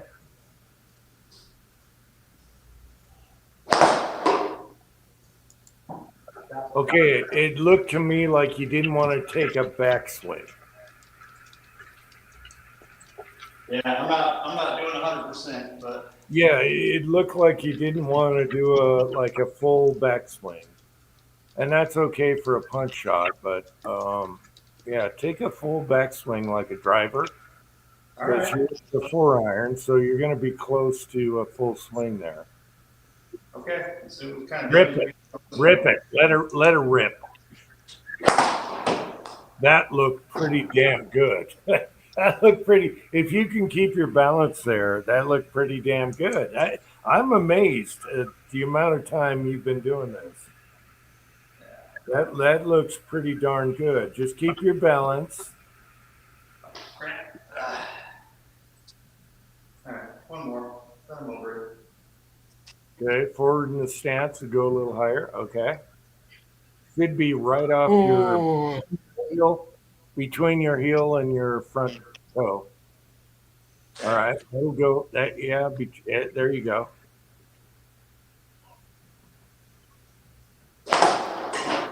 Hell yeah, hell yeah, Negro, right there. That went over the wall behind me. Was it wrong to say Negro? Can you even say that nowadays? I don't know.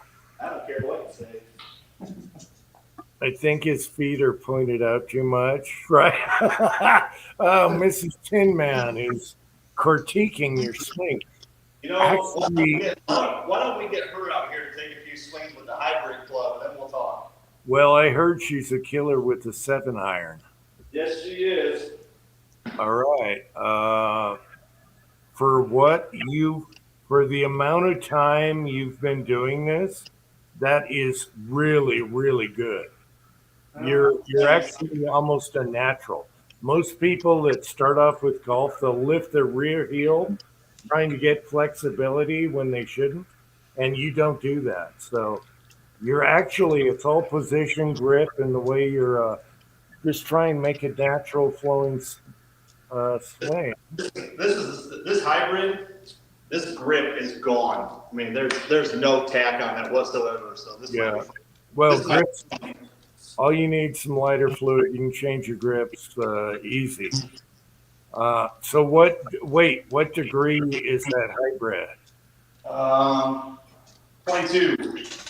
Okay, that is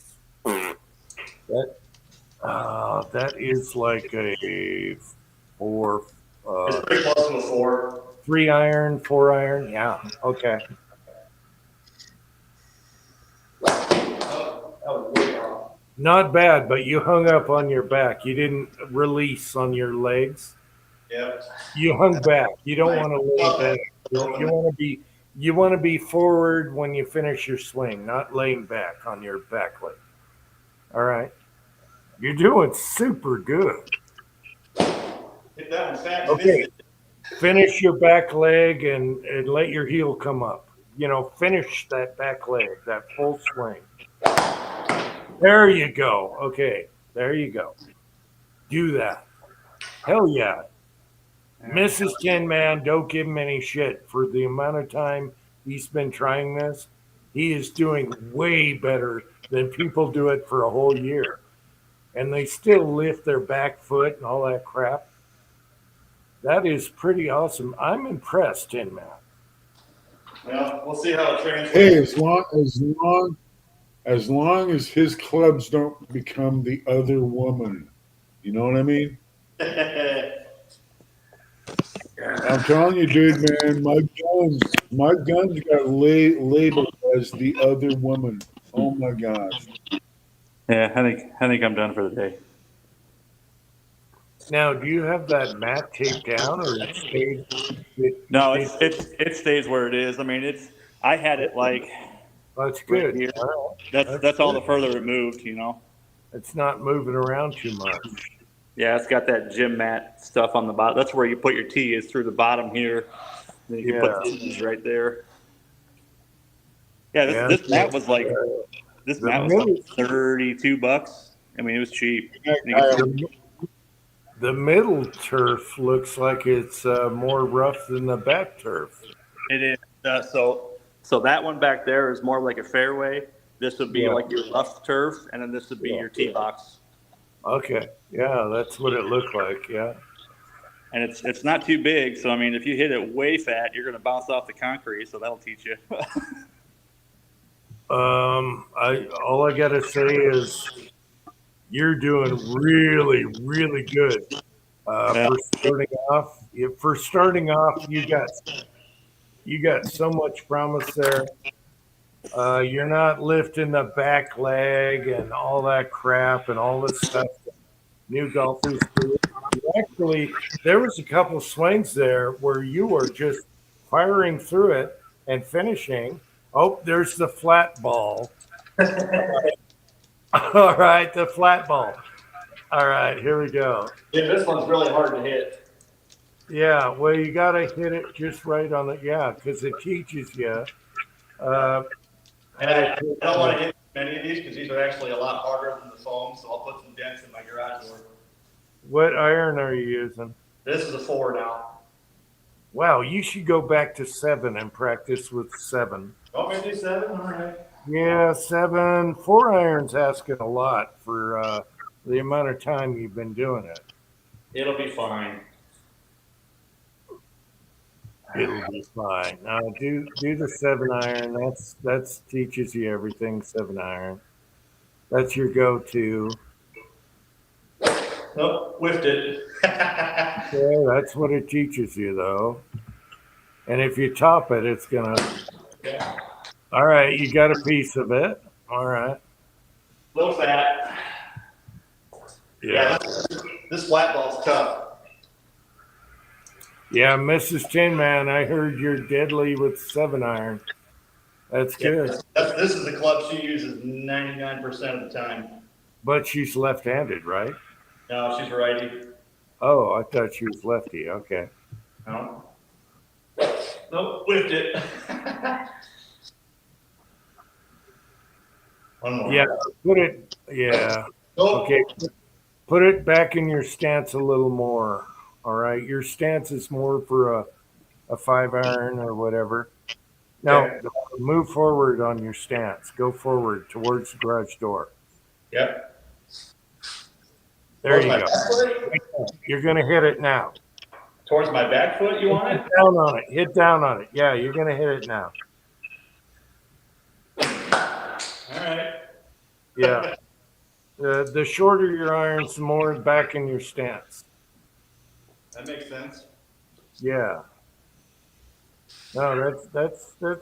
That's good. Yeah. Yeah, you're gonna hit it. You're gonna hit it now.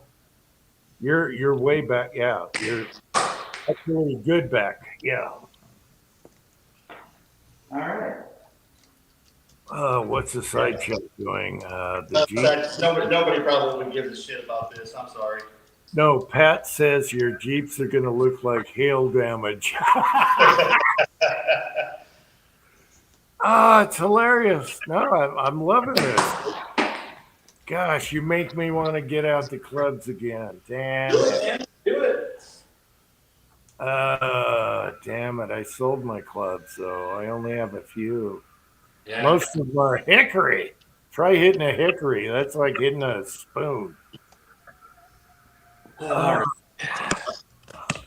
that's freaking awesome. What do we got here?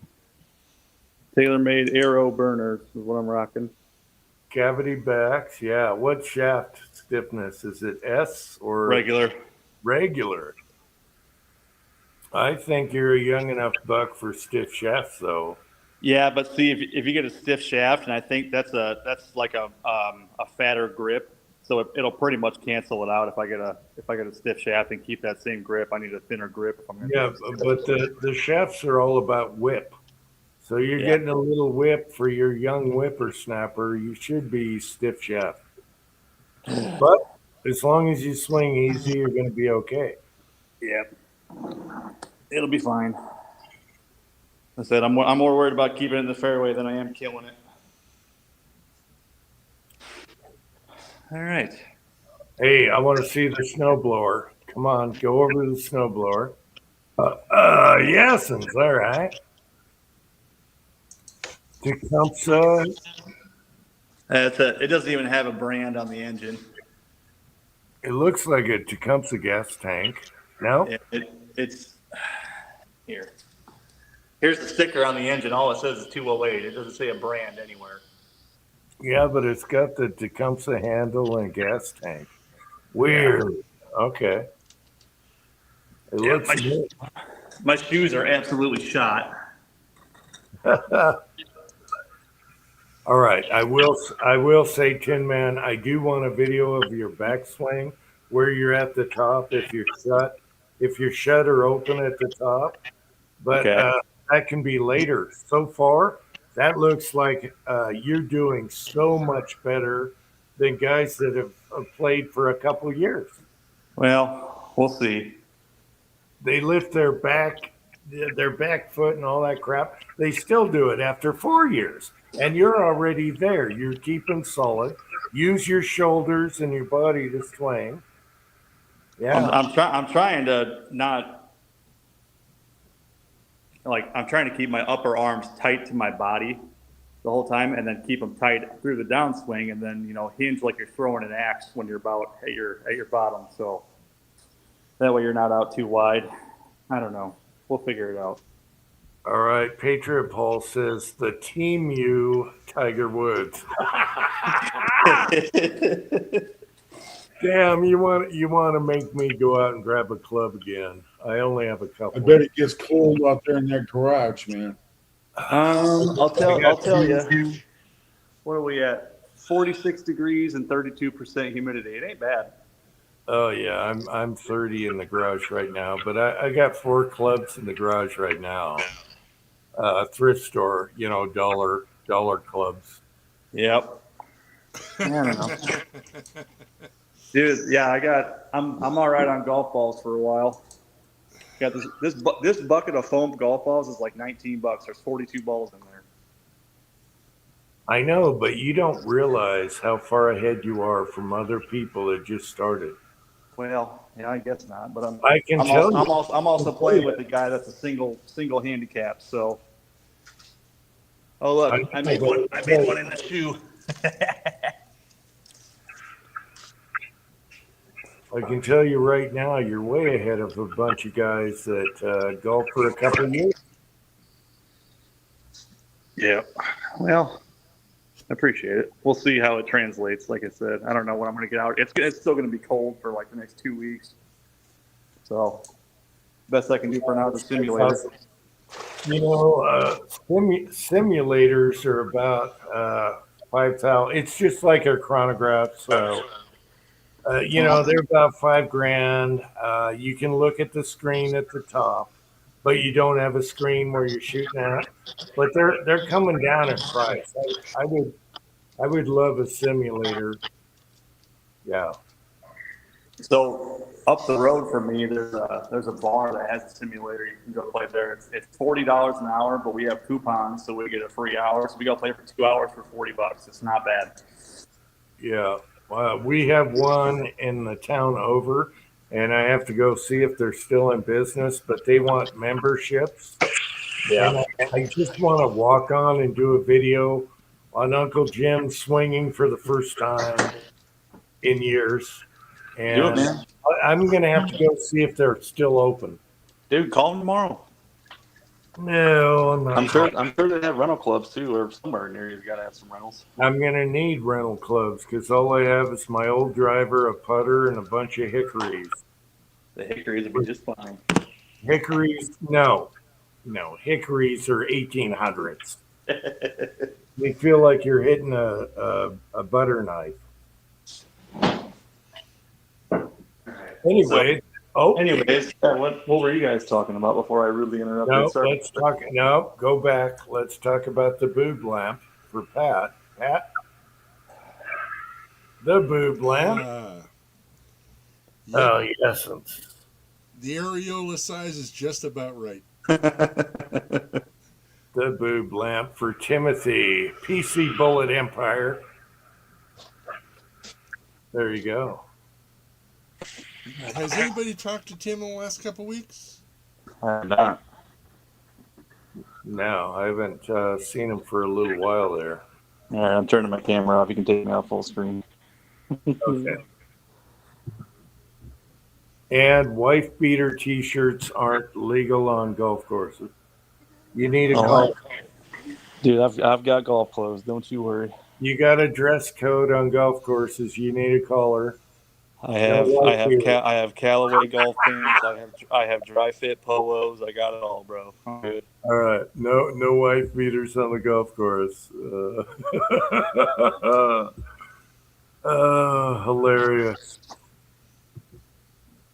Anyway, you did really good. Way better than I thought your swing would be, and I got to see it. Yeah, Thanks. I'm stiff. I need to loosen up. yeah. Yeah, I know I'm pigeon toed when I go to my stance too.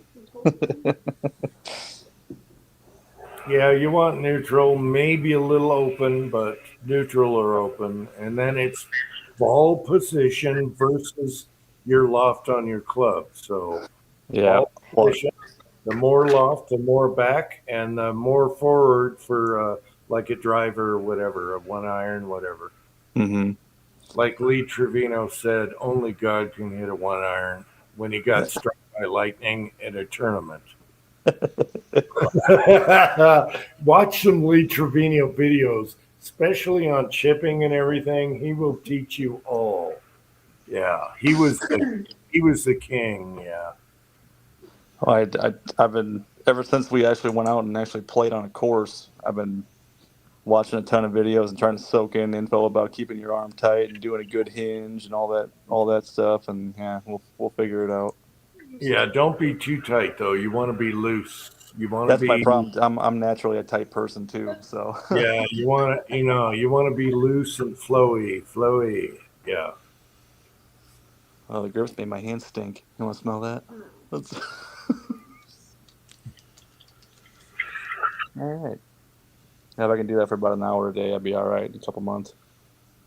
Hey, that was fun. It was first on a live chat. There you go. I started using that mat today. I hit maybe 30 balls, 40 balls off it so far before the chat. Yeah, it looks good. You got 3 different kind of lies on it. So there you go. And a T to put in. Yeah. If I use my driver, I gotta watch that ceiling because my lights that I hung, the cord hangs just a little bit. So if I hook that cord, I'll rip my lights down.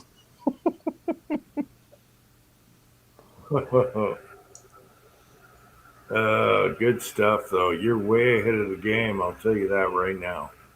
Yeah. Appreciate it. We'll find out, I suppose, next time we go out. Yeah, we'll see. We'll see what your dad says. We were just trying to get through without holding people up and behind us when we were playing. But I was swinging wide and didn't have my hands right through. I had a super open club face all the time. Like I'd smack it a mile, but it'd go in the trees every time. The good thing about that is I came home with like 5 more golf balls than I went with. So, because when you're looking for your ball, you'll find a bunch more in the woods. Do you go to Costco much? They got golf balls, their own brand. No, we do Sam's Club, but I mean Walmart around here actually has a really good golf section. They sell like, I want to say, refurbished balls, like secondhand. You can get Pro V1s secondhand for like what, $1.50 a ball, which is good. Way cheaper than new. New, they're like $4 a ball. Pro V1s are expensive. They're the best, but they're expensive as hell. Yeah, and they sell like secondhand ones for, I want to say, $1 or $2 a ball, about half price. Yeah, Costco has a decent ball. It's not the best, but it's cheap for I found a few of those in the course, the Kirkland balls. Kirkland. Yeah, Kirkland. Yeah, a lot of people. Yeah. I found 2 Pro V1s. My father-in-law was like, "Where the hell did you get that?" I'm like, "I don't know. I've been playing with it for half the day." Yeah, Titleist golf balls, awesome, but expensive. Yeah. Well, I'll buy the expensive ones when I can hit it straight. So maybe never.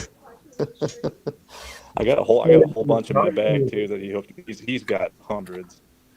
It's awesome you got the bug. I think Scotsman left because he's got the bug, and now you guys are going to give me the bug again, and it's been forever since I quit. Do it. Yeah, I know. Man.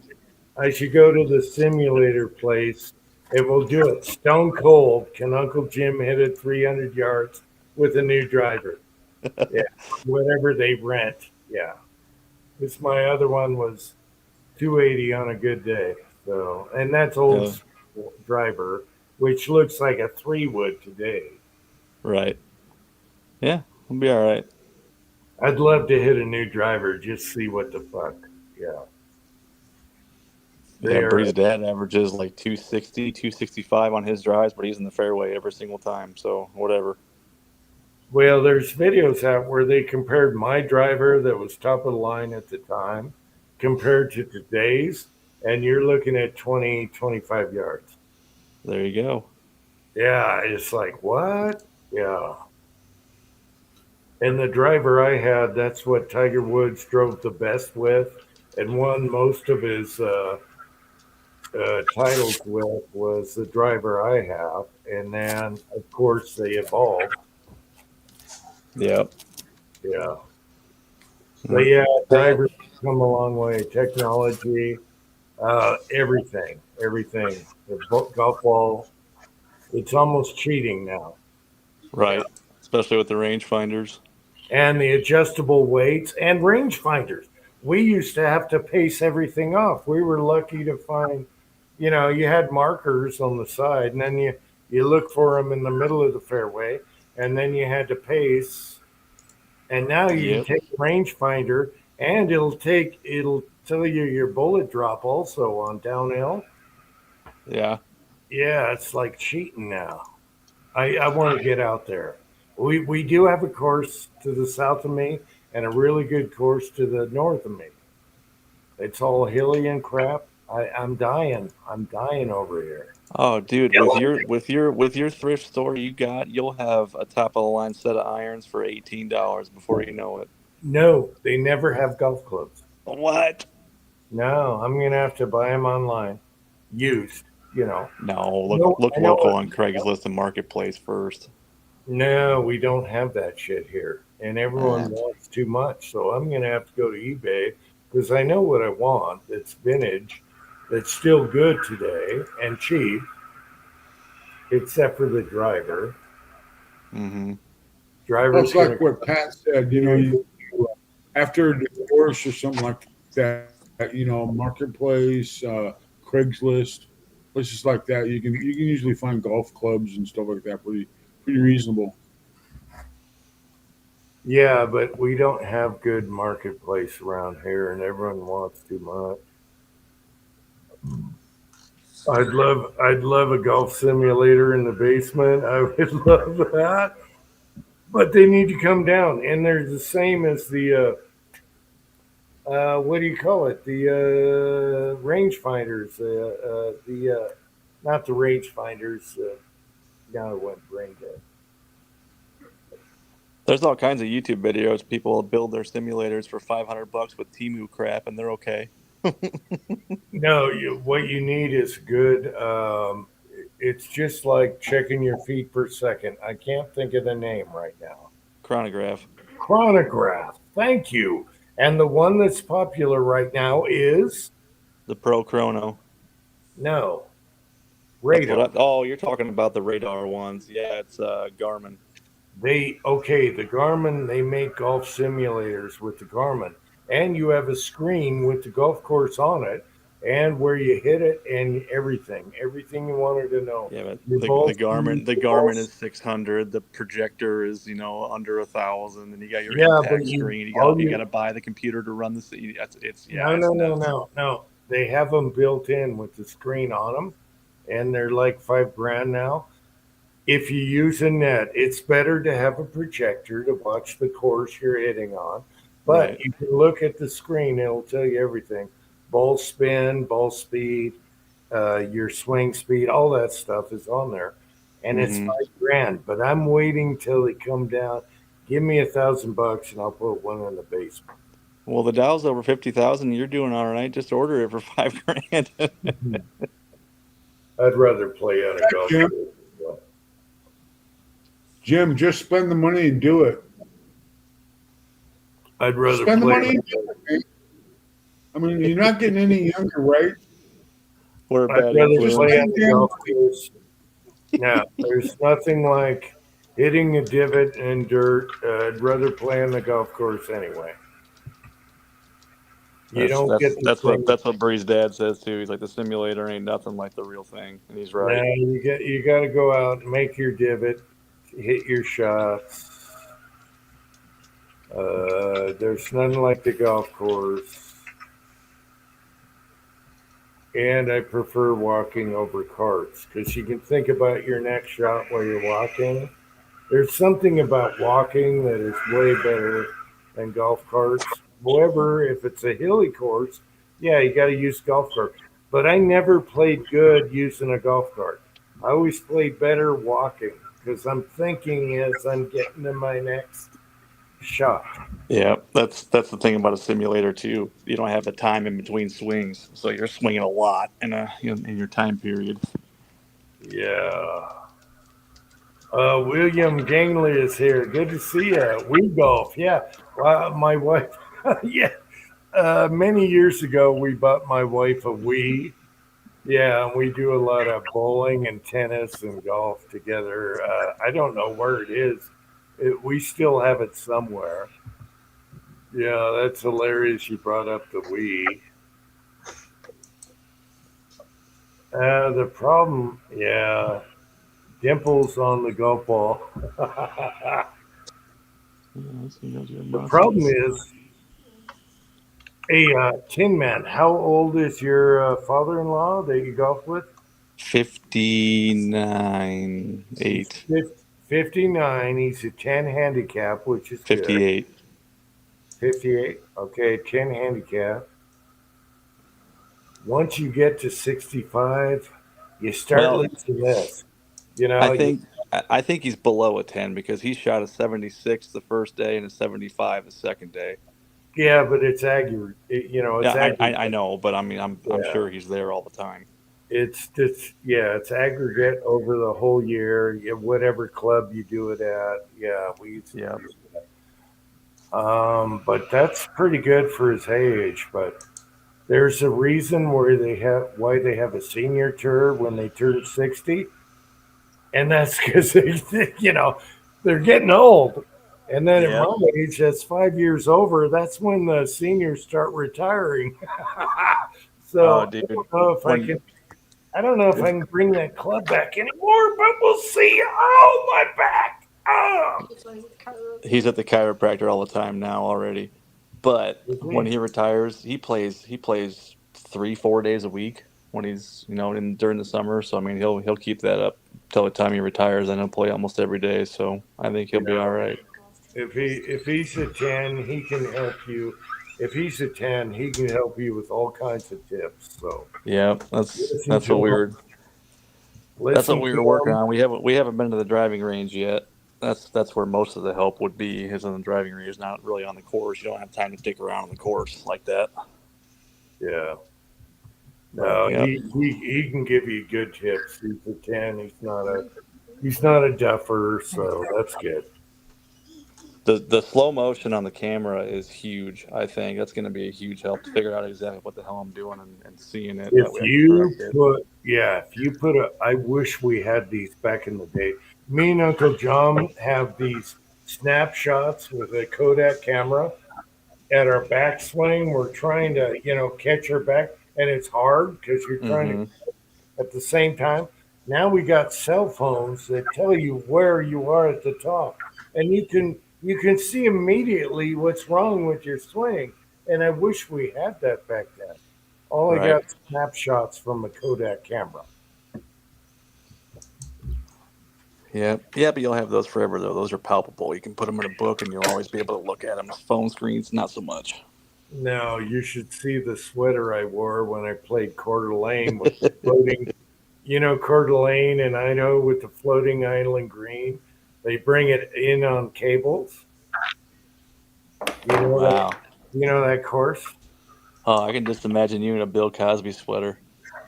Yeah, no, you should see the sweater I was wearing. But they have a island green, a par 3, where they bring it in and out on cables. Yeah. Floating. Where's that at, Jim? And they take you out on a little tugboat or whatever. Where's that at? Coeur d'Alene, Idaho. No, I mean, what side of the lake is that on? I mean, I fished Coeur d'Alene 2, 3, 4 times out there.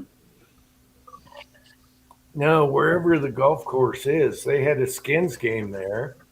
And then we got Uncle John a Christmas gift to come with me to Coeur d'Alene, a full package for 2 days with a caddy each day.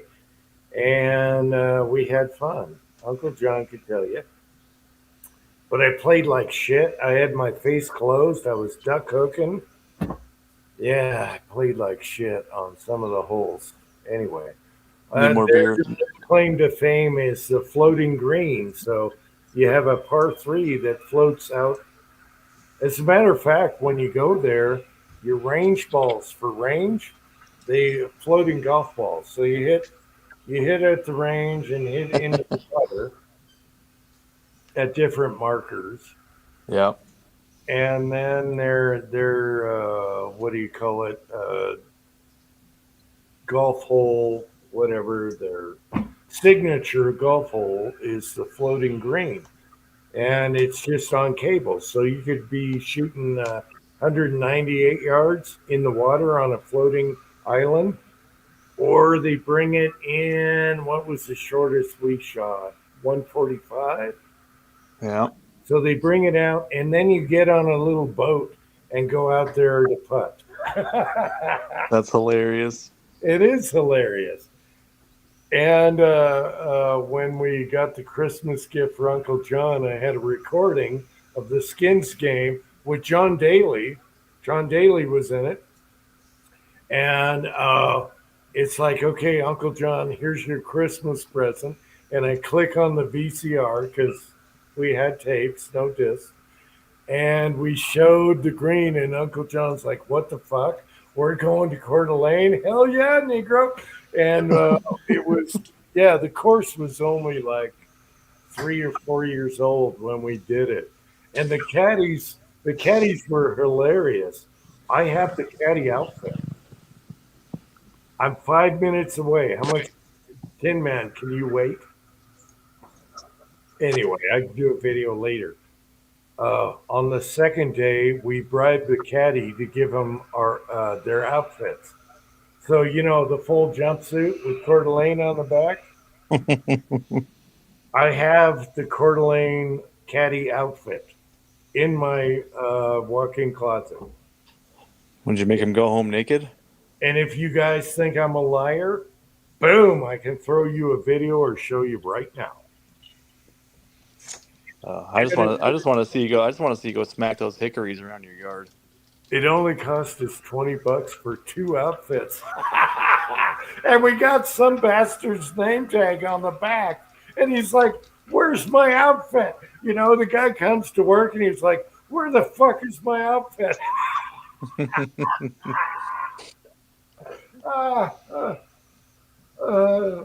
Good times. Yeah, good times. You know, I heard you talking about the Aston Martin in Pat's background. When I was in the shower, I had my Bluetooth speaker going. That thing is badass. If it wasn't an English car, oh man. I know. Tin Man, do you got 3 minutes? I'm grabbing that caddy outfit. I'm here for a little bit. All right. It's all good. Be right back.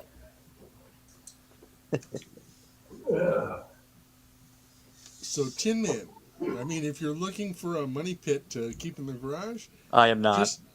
just do a Google search for Shooting Brake, because they did Corvettes and all sorts of shit.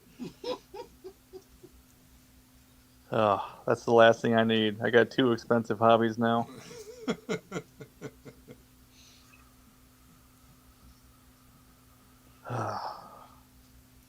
Now, the one that I always wanted, I mean, I've been looking for, slightly wrecked in the back or a theft recovery, is the Cadillac CTS-V wagon. Oh man. Oof, those are nasty. Oh, yeah. Supercharged 6.2. Yes, sir. 600 and something or other horsepower. Practical family truckster. Right. There used to be a regular CTSV that ripped around town here about 10 years ago. Dude, that thing was nasty. Mm-hmm. My God. Kid had more money than brains, but Oh, yeah. But a station wagon. Talk about a sleeper. oh yeah. And you could fit all your guns in the back. Yep.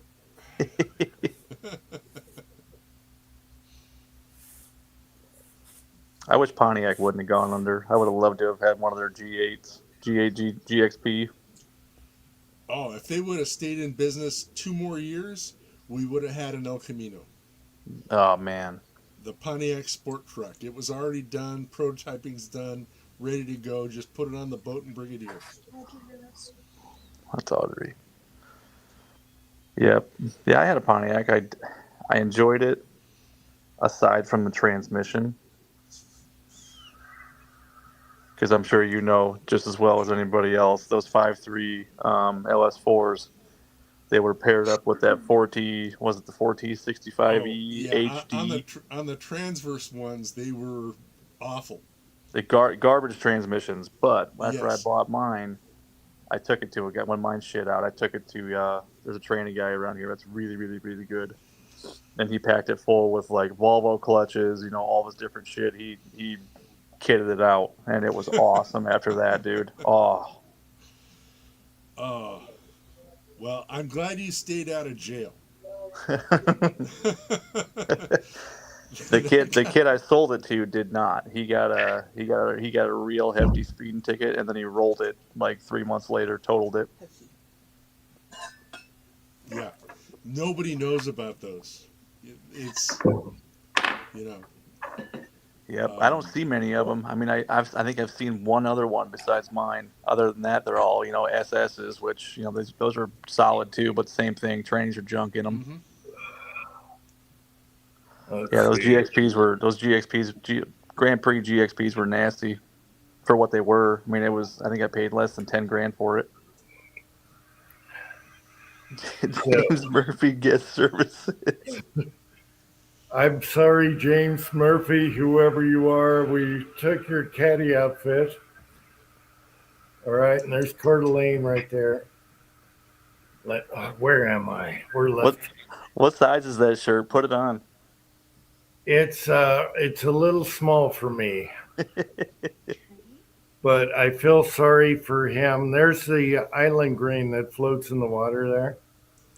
It's a patch that comes off here. It's Velcro. Awesome. Anyway, anyone that thinks I'm full of shit, well, there you go. There's some history. And Uncle John, I forget what, I got to ask Uncle John whose name he got. And full collar, full zoot suit. Look, full zoot suit. Oh, that's awesome, dude! Put it on. Put it on. You gotta put it on. You gotta put it on. No, I don't think I can fit into that. That would hurt my crotch. But there you go, guys that think I'm full of shit all the time. There you go. There's a trophy. And we got 2 for $20. And the great thing about that was you were treated like, fucking royalty. So we get there, we got the hotel package, 2 rounds of golf with 2 caddies, and they take you out on a boat to get to the course. So you get right off, you have a cocktail, and you get right on the boat, and it takes you over to the golf course, and then you hit balls that float in the water, which is weird because they feel like real golf balls. And you hit balls at different markers, and then you go play around. And it was the most awesome experience ever. So there you go. Oh, Mrs. Tin Man So says, Jim, there is no way. What size is this? She wants to see your boys split in 2 in that thing. That's exactly why I don't want to do it. What size does it say? This has to be, what size is this? a medium. I need my glasses to read the size. I tried this on a while ago, and it's exactly what you said. The balls on each side of the crotch. No. And you got pockets on each side. It's pretty awesome. Anyway, there you go. Anyone thinks I'm full of shit, there you go. Eat shit. Nobody said you were full of shit. No, a lot of people think I'm full of shit all the time. Yeah, that's all right. Just do it. All right, Mrs. Tin Man, if I ever get in a goofball mood again, we will do a golf video with the caddy outfit, but I don't think I can fit in that thing. It would be okay if you had a red wig and big fake tits. He's gonna choke. Oh man. I could try it right now, but there's no freaking way. Don't listen to her. She's an instigator like your dad. Is your her dad's dad the same way. Okay, you golf with her dad, right? I do. And he's the same way. Yep. They like to stir the pot. I love it. They're instigators. Oh, I love it. Once you start playing good and give him some problems, he's going to be on your ass on the golf course. Yeah. He called my wife Stevie Wonder on the putting green. Yeah. No, we live for that. Me and Uncle John used to play for the oval ball, the smash ball that got ran over. That was our trophy, and we played against our other 2 friends. And there was no holds bar as far as trash talk. Yeah, we played every week. Yeah, twice a week. Yeah. Bring the air horns to the tee box. No, we don't do that. We just talk shit when they're when they think they can make that putt and all that stuff. Uh-huh. None of the backswing noise. No, you don't do that. That's bad. No, you let them take their, you let them do the best they can, but you're talking trash the whole way. We love that. I live for match play. Match play is my favorite. So, yeah. If you Mm-hmm. guys play with a couple buddies, that is the best thing ever. That's funner than shooting.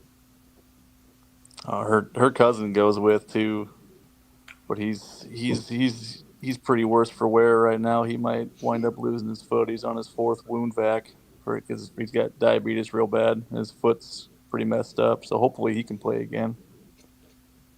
But yeah, that'd be fun to go out with all them. I should try and get in this thing, but I know I'm not going to make it. It's sitting there waiting for me. Just do it. Cut the crotch out. I got sweatpants on. There's no way I can get my legs in there, let alone my body. You wouldn't be able to stand up straight. All right, I will try it. But I doubt it. There's no Here we go. with sweatpants on. No, Oh no, you gotta take everything else off, bro. I would say that's a medium. There's no way I'm fitting a medium. Yeah, not since high school. Not for me. All right, we're going in. Grab some coconut oil. I'm taking the sweatpants off for sure. Grab some coconut oil. Oh, the boils. All right, let me see. You got to get rid of your background so we can get a good picture. You get. Oh my gosh, the boils could get caught in the zipper. Oh my God, this is better than I thought. You don't need them anymore, anyways. It's fine. Wait a minute, I don't think I can get the zipper. Oh, no way I can get the shoulders. Oh, there's no freaking way. It's got to cram it up your ass. It'll go.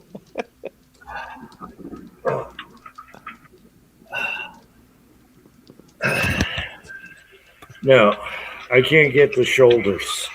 That's all right. I can't get the shoulders on. I tried. Well, now we know.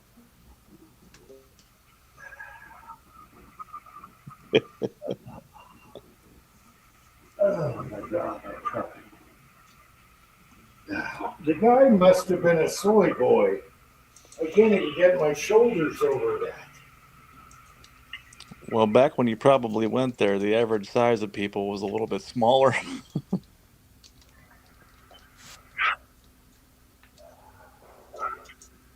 No, the legs went in okay, but there's no way I can get my shoulder and chest over that. Yeah. Oh well. Oh my God! Who would have thunk I tried that on? Real life chat. Tell them thank you, dear. We must have a bit of soprano.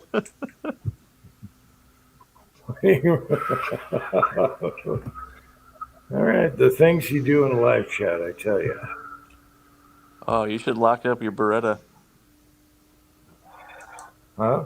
You should lock up a round in your Beretta like I did. Remember that night? Oh yeah. That pissed me off. The old Ojive night. And That I've done was a semi wad cutter in 9mm.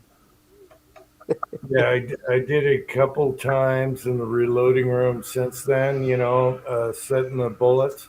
And I thought, Tin Man, son of a bitch. Yeah. There's still a mark on my frame from that.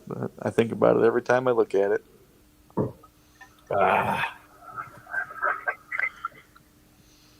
I'd get a Beretta if they were cheaper, but they're way too much now.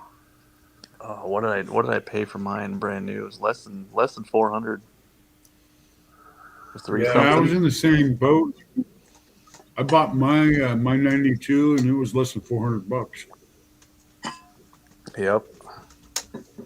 Yeah, we That had was a bunch of Italians come in, and I'm like, damn. So we started carrying them, and that's when I should have bought it. And now they're all expensive. I love the Italian ones. Yeah. Oh yeah. well. We were on the way back from the Quad Cities, and I mean we had already driven a half hour. We were almost home. Then a commercial came on the radio for Dick's Sporting Goods, and it said 25% off everything in the store. So I called them. I said, "Does that apply to firearms?" They're like, "Yeah." So we turned around and drove back to the Quad Cities. I bought a Beretta. Oh,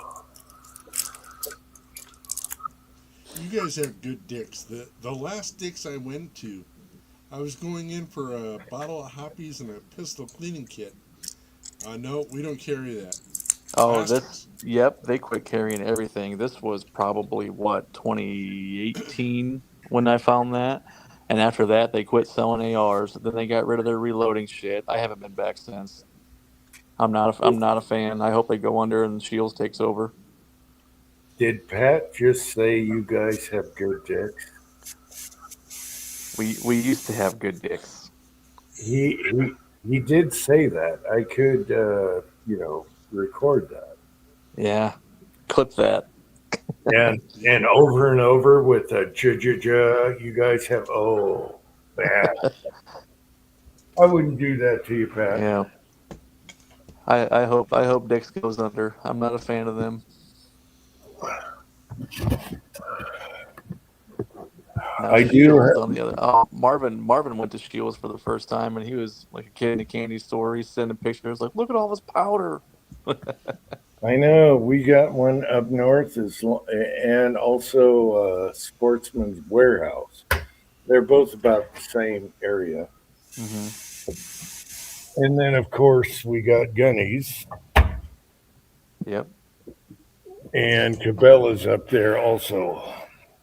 I think almost every Shields has a collector's room too. That's where they have like all the really old Colts and all the expensive shit. Those are just neat to go look at. Yeah. Collectibles. Rechargeables. Mm-hmm. Big money in that room though. Yep. It's like going to a jewelry store. Yeah. Yep. So I can't believe that people would let Shields get their hands on that just so they can mark it up and sell it for a killing because they don't care. They're a big corporation. They don't care how long they sit on it. It's like, man. Yeah, Cabela's does consignments in their little room there. Same thing. Expensive. Yep. I'll tell you one thing, PSA is killing it. Those little 380 Berettas, they're still 279 all day long, but they're not a 9mm. But we love the one we got. So there you go. Talking about the little cheetahs. Is that what they're called? Cheetah? 84s. Yeah, that's an 84s. What a great little gun that is.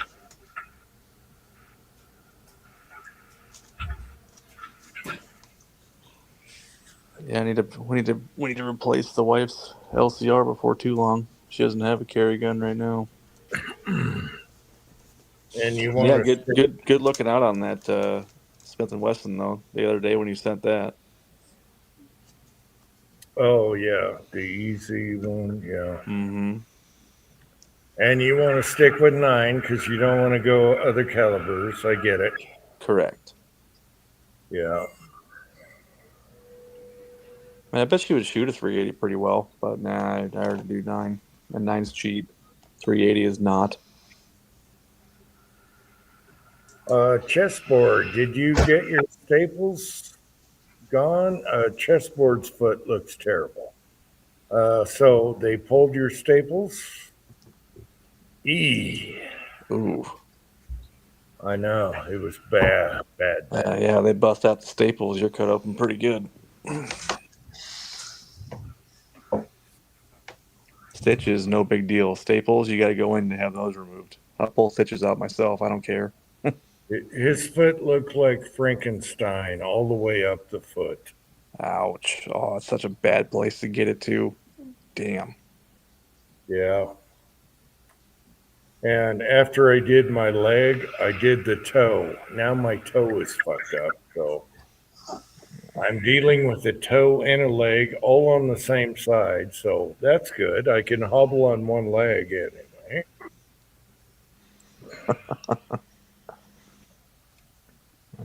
Yeah. All right, fellas. My phone battery's about to go kaput. I'm going to hop off here. Y'all keep it going. I'll be in the side chat if I can find a charger. No, I want to end it anyway. I'm tired. No. Don't end it. Just I want to end it.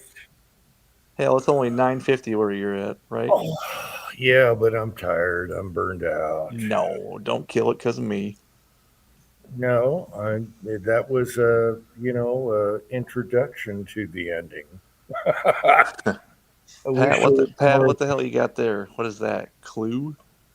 Yes. So Clue is brand new, and they're still like $2 a tin. Is it a dry or a moist? It's barely moist. Uh-huh. Okay. Now the breakers, they're like candy.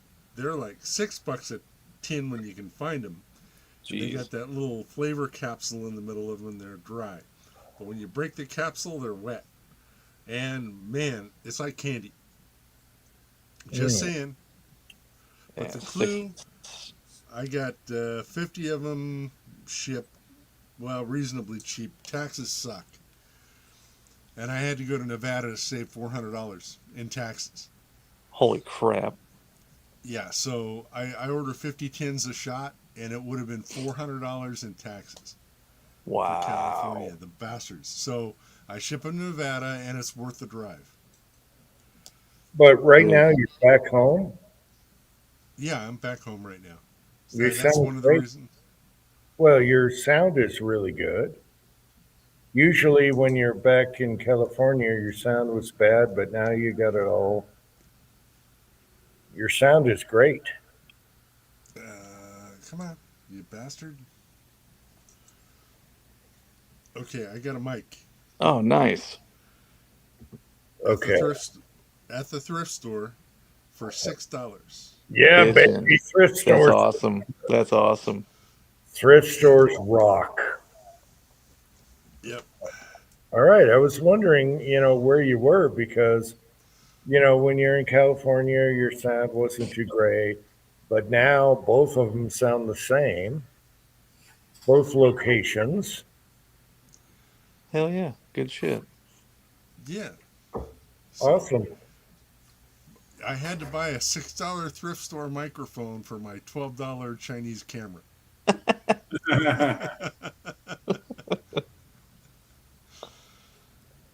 No, that's awesome. So yeah, we were up there to pick up my tobacco, to do the garage door for the HOA, and what else? Oh man, how'd that go with the painting? Well, Sylvia emailed them the pictures, the before and after, with like, Cleaning. Here you go, shut the fuck up. And Yeah. so we'll hear back from the little weenie, sometime or another. But I bought 3 cans of Rust-Oleum Clear gloss. Yeah. Okay. And that's going to be if I need to clear it, I'm not going to bother with a sponge. I'm just going to rattle can the Rust-Oleum Clear. Oh yeah. All right. Get it with metal flakes so it reflects sunlight into people's eyes when they drive by. I'm 5 minutes away. This is Rust-Oleum flat. Okay, clear. Did you get the times 2? No, that's primer. Well, it says, this is white. I have the clears also. I know you do. Okay. Damn it, son of a bitch. He busted. 5 seconds away and I picked the wrong can. But I don't know how well it covers, so I got 3 cans. I figure a piss coat with 3 cans will probably do the door. Yeah, maybe 4. Okay, yeah. Home Depot's down the street, and it's not like I'm going to have a color mismatch. It'll Man, be I fine. gotta grab the right can. I have clear in the garage somewhere, and I love their satin. Their satin is perfect. No, I got gloss because when the sun is shining, I bet I can melt somebody's mirror or something. You know, their car mirror. Okay. Yeah. See something out there? Yeah. Oh, that's funny.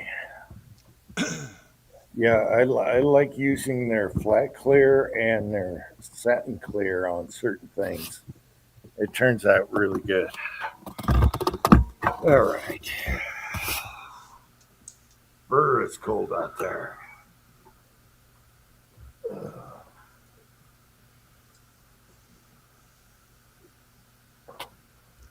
Anyway, I think this was a fun chat. And any last words from the panel? Nope.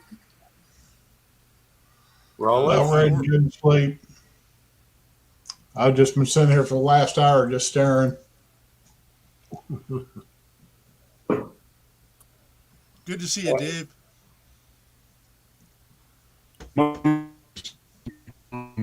All night. And hang in there. It's going to get better. The brain's going to fix everything. I've been through this. We know this. Yeah. Yeah, it's gonna clear. It's gonna get clearer and clearer. Just gonna take time. But like I was saying, my internet has just been going in and out all night. So it's just one of those things. I think it's best that I'm gonna end it. All right. Good seeing you, Dave. Good to hear from you. Yeah, thanks. Yeah. And Tin Man. All right. Good night, Dave. Awesome that you're recovering. Oh, here he goes. Tin Man, your golf swing is doing way better than a lot of golfers that started like you. I'll tell you that right now. You're on the way. You're on the way there, baby.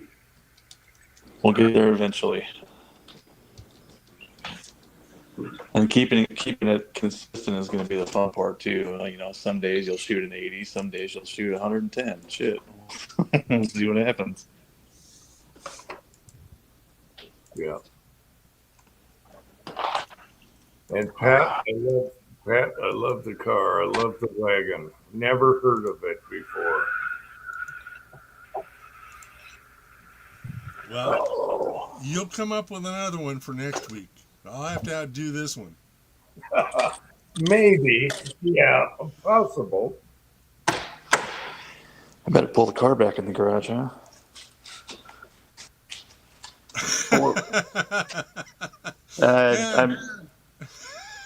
I moved my car out so I didn't, so I could put my tripod up there and get videos of me in my backswing and see how terrible it is.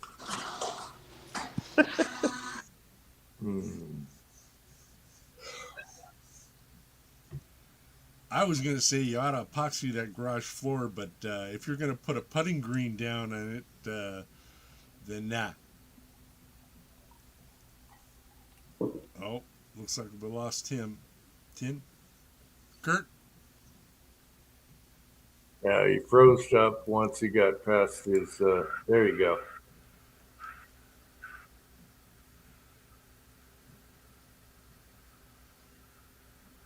All right, guys. Rollis, thanks for coming on. And Chessboard, everyone, good to see you. Oh, my pleasure. I always enjoy it. and everyone in the I site gotta go ahead chat. and step off. Oh, go ahead. All right. Good chat, guys. It was fun. Okay. All right, everyone in the side chat, love y'all. We'll see you next week. And until next time, Everyone get ready for the afoof. Ready and afoof!